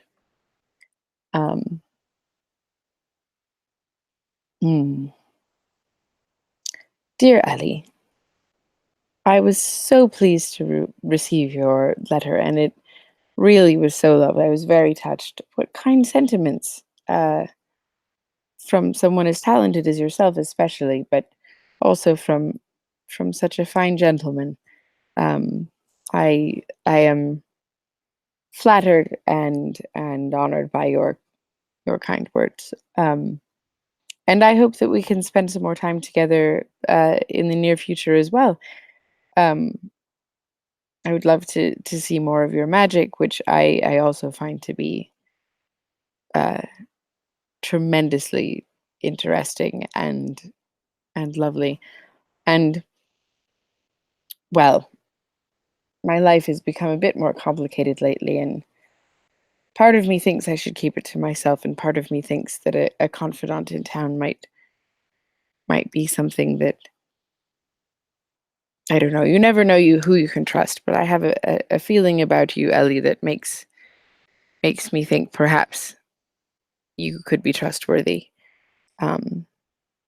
But if nothing else, I would love it if we could get together. Can we please plan to meet soon?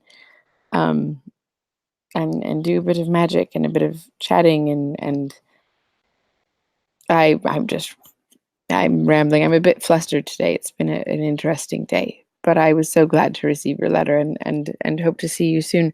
Will you please let me know of your availability so that we can make something for our calendars?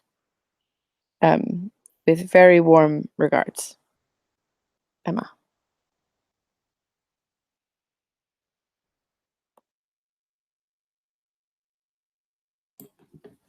I was going to write a letter from Cordelia to Lydia, but I think Is this letter coming before you get the letter from me? Because I'm going to that's what send you. that's what I want to figure out first. Like, what's I definitely think in this nebulous time, time has a bit passed, and the package has probably been sent on. Okay.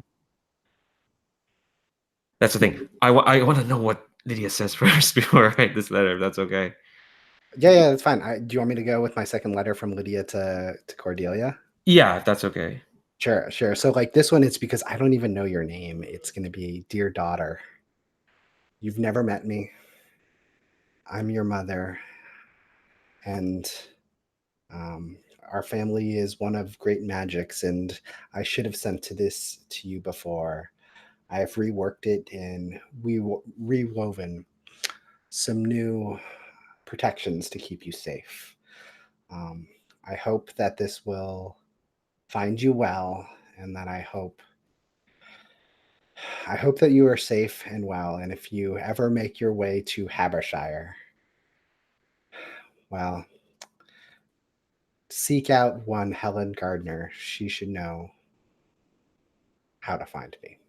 And then like you see the package is this very light, like lacy shawl with like rose patterns, but like bright scarlet red petals that are like around everything. And like there's something about the thorns, like the way the thorns on the rose are, that just sort of like gleam a little bit like ominously, but like it's definitely, there's like some sort of like protection type thing going on in that. Oh man, yeah, yeah. Oh yeah, definitely all of the baked goods and a lot of other things that came from Helen in the process. Yeah.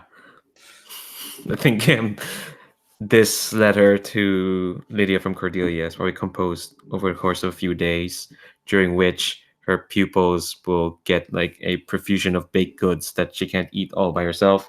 Oswald probably gets like a entire basket. He's very confused about all this. Well, happy, but sure.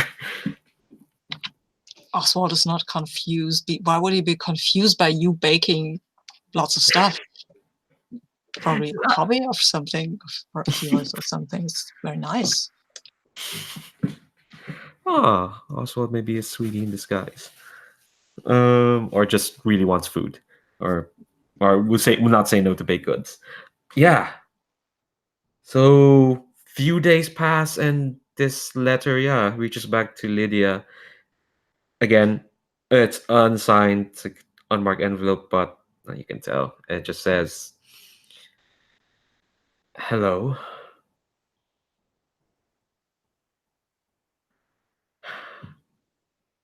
I've been waiting to write down these words for a very long time. But now that I've made it this far, suddenly I've forgotten everything I want to say to you.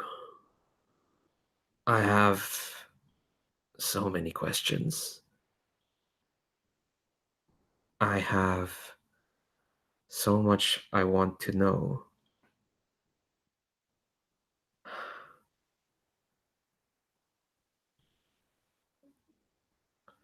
But I want to ask them to you, face to face. I think I it's a bit of a gap in the letter as Cordelia was trying to figure out how to say this.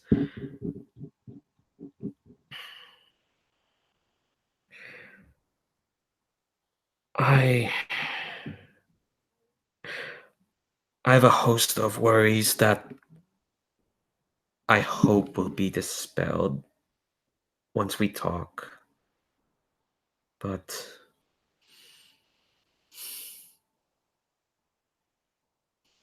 another gap. She's really trying to figure this out. I thank you for the gift, though. It's beautiful. I think you will know who I am once. Actually, no, just scratch that. When we meet, I shall wear it to signify who I am. But please let it be soon. I hope that whatever may happen, well,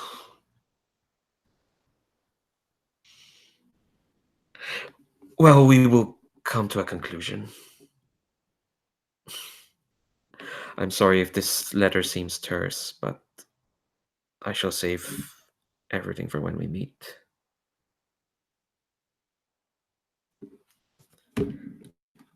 Ooh.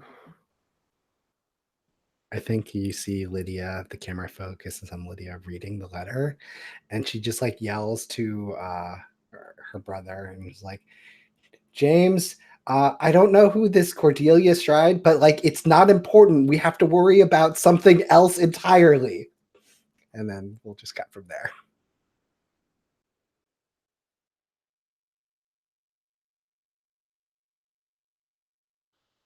Of course, Cordelia was totally banking on that. But, oops. I don't know whether my second letter should be from Clara to Cordelia just because it would be funny, or from Emma to Hattie because it might prompt a scene later.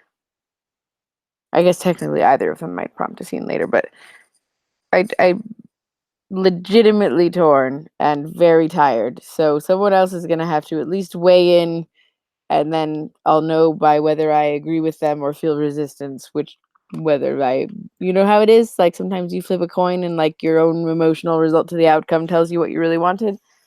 Does anybody have any input on those two letters? Both would be short. My vote would be from Clara to Cordelia. Wait. Yes. From, okay.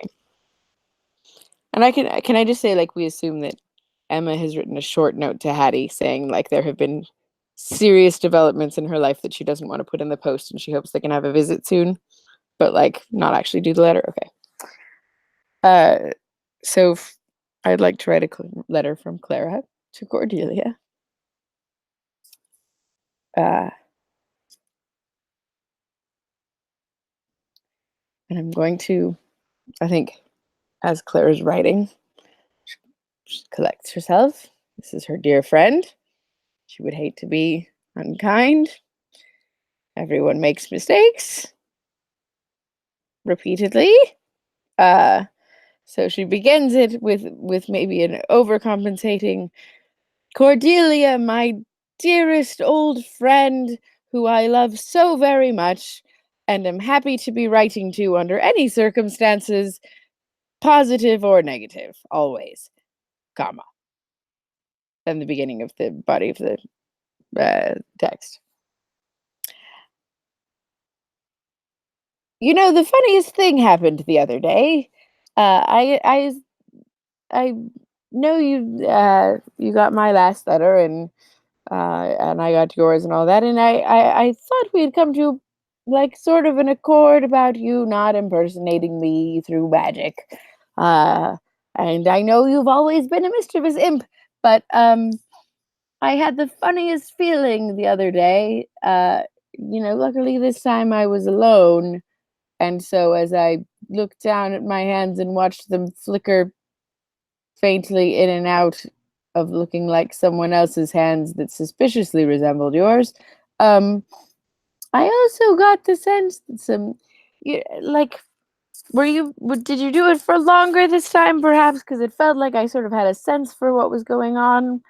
And you were like maybe talking about what I can do as a reporter, and whether or not those things are true, they're not really things we discuss. So at this point, not going to assume that you won't continue impersonating me because clearly you have something weird going on. So I'm just going to ask, as your very dear, loving, affectionate friend, who certainly is not holding this against you forever, that if you are going to continue impersonating me, that you kind of leave what journalists do and what magical skills I might have out of it, because if someone comes to me expecting me to have skills that I either don't have or am not willing to talk about, that could put us both in an awkward position. And we all know how much the views of society matter in what life situations we have access to. And I know that you have some things you'd like to have access to, and people that you'd like to make the acquaintance of, and I have many important people to interview, and I would hate for either of our reputations to be damaged by the reckless use of magic. So I think I'm going to plan a little visit to Haberford. Sure. Which one is it? To your Sure. town. I'm going to plan a visit to your town, Habershire, as soon as my schedule allows, and perhaps the two of us can sit and talk about whatever situation you've gotten yourself into that has caused you to. Sorry, I'm still having Stacey nose problems. Whatever issue you've gotten yourself into that has caused you to think that the path you've been taking is the best choice. And maybe my actual being a reporter with reportery skills can help you get out of that, and you can return to just being you, which I would like to reiterate from my last letter. You are an excellent witch with many skills, and you don't need to be me. You could be you, and it would be just as impressive and a lot less confusing. So I'm just going to plan a visit. I'll let you know when I'm going to be by. I have to run now. I have a very important interview. If you could at least, well, I suppose you won't get this letter in time, will you? I'm just going to hope that I will remain myself for the entirety of this interview, and look forward to seeing you when I return to town. Your dear friend who sends showers of affection and love, and a bit of an urge for caution, Clara.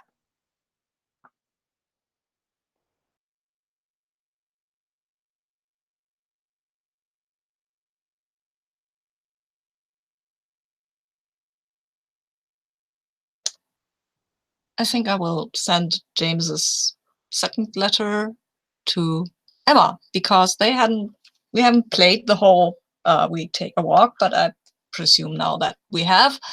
And so when Emma is in her apartment, wherever she's living, she will find that in front of her window there is something that looks like a bird. And if she goes and looks at it, then the bird will transform into a gentleman, a tiny little gentleman with a top hat and the whole collar thing, and will bow to her.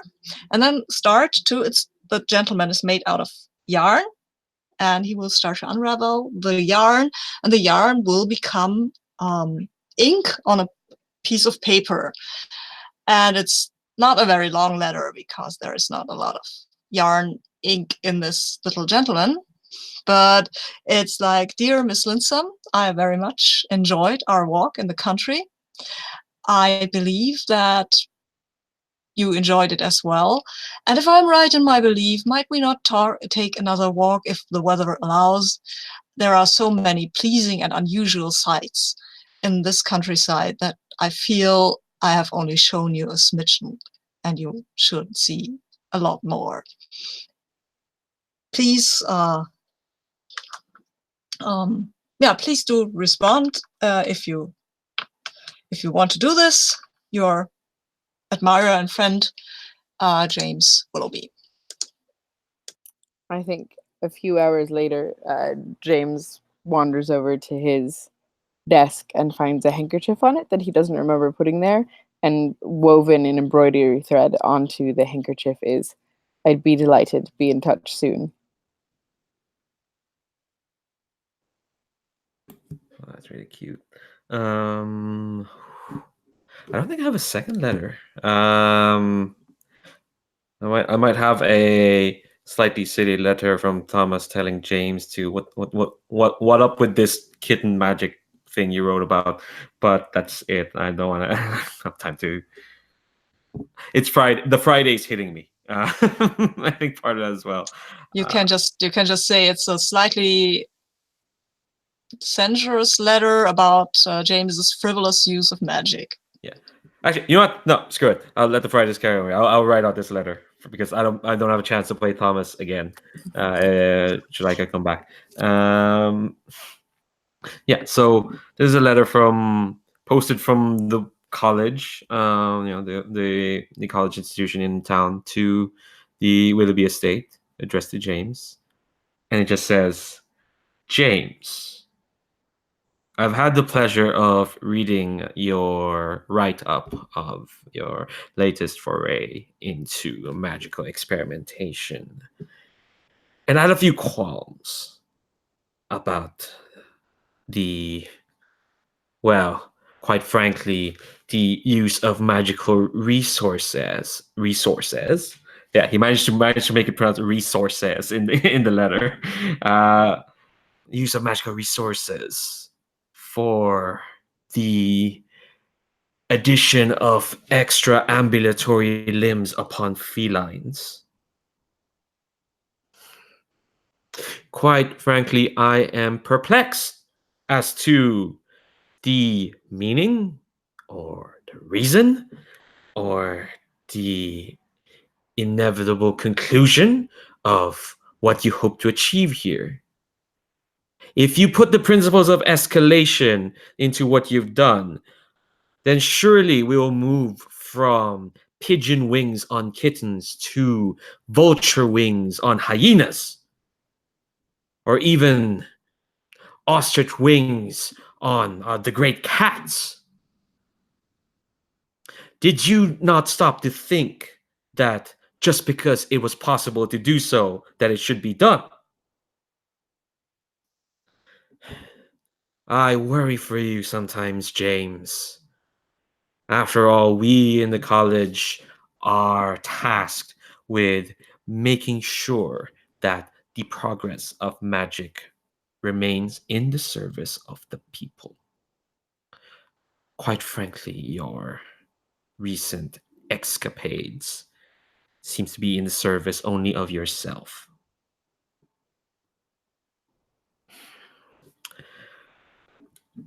I would like in the future.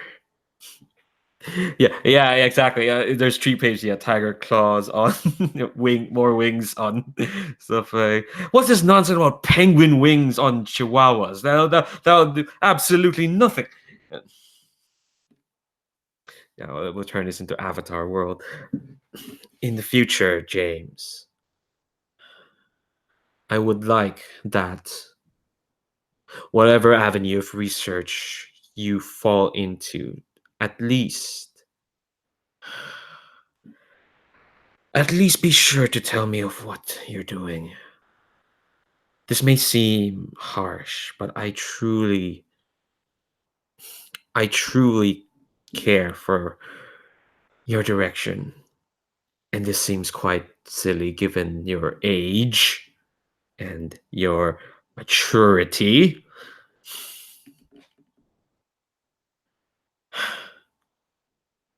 But if you could do me a favor and let this old man's worries be at ease.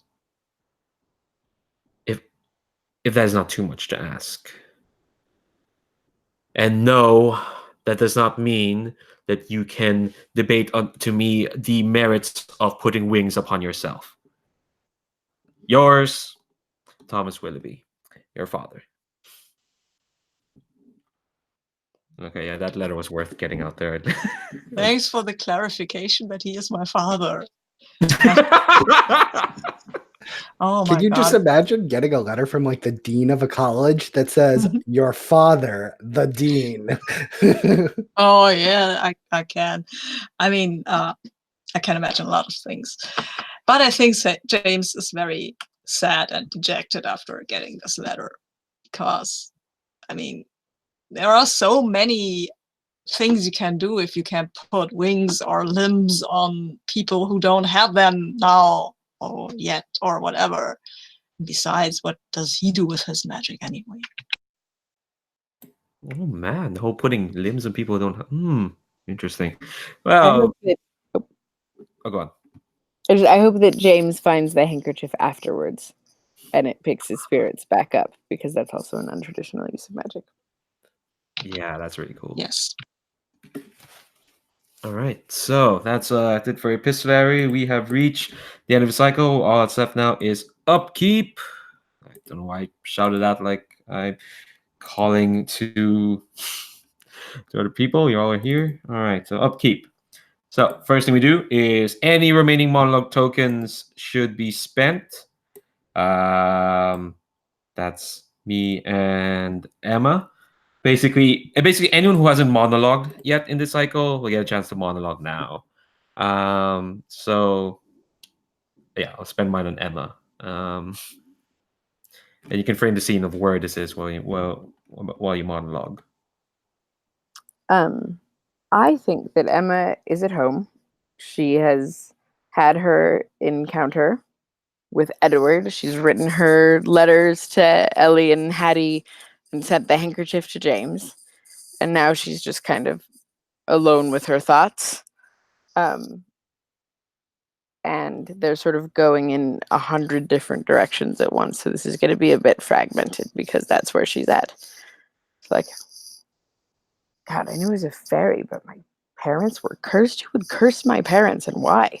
Like, were they bad people? Am I a bad, like, am I a project? Like, does the curse carry? Am I cursed? Am I actually running from a curse? I heard I was running from a curse. Like, it's a bit much, isn't it? Oh, stop talking to yourself. Stop talking. Not happening. No, I'm going to keep talking to myself. Whatever. I can do whatever I want. I'm a fairy. I hope Hattie will come. Or something. I wonder if I can trust Ellie. I'd really like to tell Ellie. Ellie seems trustworthy, and he does that music magic that can't be endorsed by society, right? Maybe we could trade secret. I need to talk to someone, and I don't think it's going to be that Edward fellow. He was, I mean, like, yes, sparring wits is fun, but like he really is quite rude. And if that's what being a fae is, then I'm lucky to have been raised among humans, aren't I? Because I've got the best of both worlds, right? I have the magic, but also I'm not an asshole. Sure is good that I'm alone. Wouldn't want to use that language in polite company. Talking to myself again. I'm overwhelmed. Do you think in the future they'll make some sort of medication that you can take when you feel this way? I bet they will. I don't think leeches will do it though. So for now, I might have magic. Milo, hush. Magic spell to calm my thoughts down. I'm everywhere all at once. I wonder who my parents are. Oh, I wish I need to find another Fae person who isn't that guy. He knows my parents, so somebody else has to know them and why they were cursed and who cursed them. Like, what if they're still out there? They're at large and going to come curse me. And I mean, what are the reasons people have to curse someone? Usually it would be like love, I would imagine. But if it's to curse a couple, maybe they were important. Maybe maybe I'm important to someone somewhere. That whole thing about the daughter. Lydia has a daughter who's a fairy, and she's in the town. Why am I processing this in such a non-linear way? I'm usually very forward-thinking and sensible. All right, so list that I'm making in my head, which I definitely will not forget because I'm not writing it down, is find a fairy who isn't so rude. One of them has to be. I can't be the only non-rude fairy that exists. And ask them about my parents. 2, avoid any roving curses, if that is a thing. Don't really understand, but just on the lookout. Constant vigilance. 3, determine whether I can trust Ellie. Hopefully so. Divulge far too much information to him. And hope for the best. 4, visit from Hattie. 5, figure out who Lydia's child is. You know, I had a thought, almost as though someone were saying it in some sort of other communication channel besides what's in my head in this monologue or on the screen in this game, that surely there is some Fae out there who, if I were to be some important presence in the Fae, say a princess, might want to be on my good side, for if I do in fact manage to reclaim the throne, and perhaps that would be something that would be worth being nice to me over. But I don't know where that thought came from. Like I said, non-linear thinking all over the place. But yeah, so that's my list. I think that's a good list. Today's information was overwhelming, but I've done a good job of processing it, and I feel much better, and definitely am not going to be up all night freaking out about all of this at all. Because I'm Emma Lintham, and I have been a fairy living among humans for years and have so far not managed to be detected for it. The irony of having left town because people were a bit wonky about an inheritance at this point, when that is pretty much the least interesting thing about me, is kind of hilarious. But yay, I have magic, I have money, I have suitors, I at least have an idea about my parents, and I'm Emma Lintham, and I'm not going to let this get the best of me. I didn't move here just to crumble. I moved here to find someone lovely to live with and make magic and scones and drink tea and live a life of hedonistic but kind goodness with. And I'm going to do it, and no curse is going to stop me. And that's, yes, okay, good job, self. Let's have a cup of tea and get to bed, and we'll address all of this in the morning. Good job, self. Yes, okay, good. Also, I really need to figure out how to do that yarn man thing. That was awesome. Right. A lot could be said about that. But yeah. Oh my god.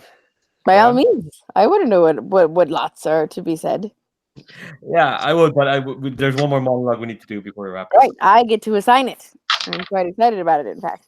What is one person who hasn't monologued at all? I haven't monologued yet. That's good, because you are playing the character that I was thinking most of giving it to. Cool. Which is Edward Thorpe. Edward Thorpe. I think I would rather prefer not to monologue Edward Thorpe at this point. I would like to monologue for James, really, because I think monologuing is for major characters and not for side characters. Yeah. Oh, really? Yeah. Yeah, and I don't really want to monologue for Edward, because his thoughts are mostly like, what can I get out of this situation? Is this enough for me?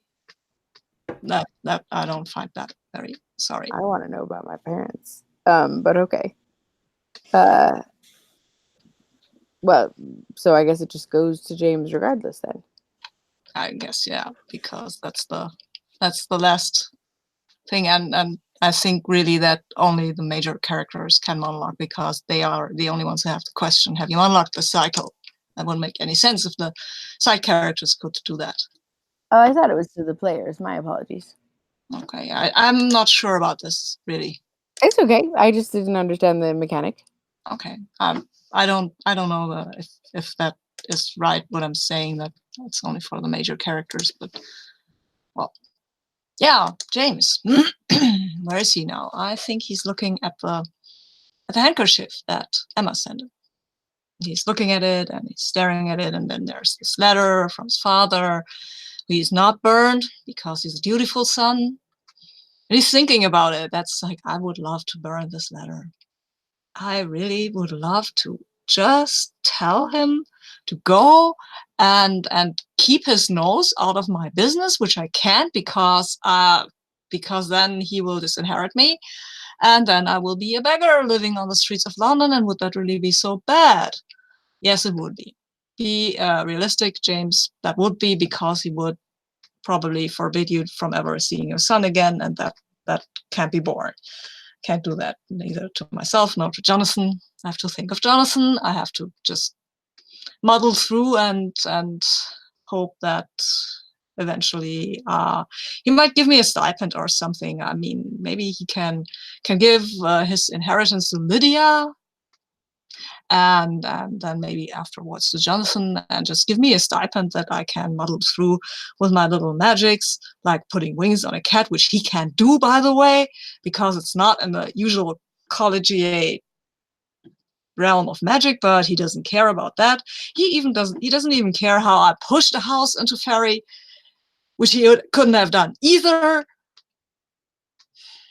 You're arrogant, James. Stop doing that to yourself. Just resign yourself that is your life. That is what society says your life should be. Be grateful that you have a lovely sister, that you have a beautiful little boy, that you have friends, that you are pretty strong with magic, and well, maybe one day I'll be an old man and then I can make kittens fly without anybody censuring me. I just wish I could really, really go into this magic stuff without having to pay the whole idea of what the college thinks magic should do. It's just so, it's like they think that magic has a limit. Yeah, that's it. Cool. Yeah. Poor everyone. All right. So everyone refreshes their monologue tokens for the next cycle. And then, because we're only playing less than 3 cycles, every person receives a resolve token for this upkeep phase. So you get a token, you get a token, and you get a token. All right. So where is my tokens? Oh, there it is. All right. So that's the end of a cycle. And I think we'll wrap up this session as well. I'm going to stop this broadcast so we can talk about what we want to see next week and all that. Cool. Thanks, everyone. Again, just, God, it's great. So it's always great to like end the week with like playing with some great people and playing some ridiculous characters. All right, I'm gonna stop this broadcast. I always try to make sure that's on broadcast so that the people watching this will be like, is there anything more left? No, it's just me being weirdly congratulatory to everyone else. I'm sorry, dear viewer, this is all you're gonna get. There's not like a stinger at the end of this. Except that I want to echo the same thing. It's just such a delight. I feel like people should know what a delight it is to play with this group. Sorry, I've thwarted your attempt to end the broadcast before anything else happened by saying that. But I deserved that for leaving the cliffhanger last week. So deserving. All right, I'll stop this broadcast now. I'm sure anyone who's still watching this has fecked off and Bye broadcast. It was lovely and it was a great group, and I just have to say that what a delight it is to play with you all in this lovely game. That was really good.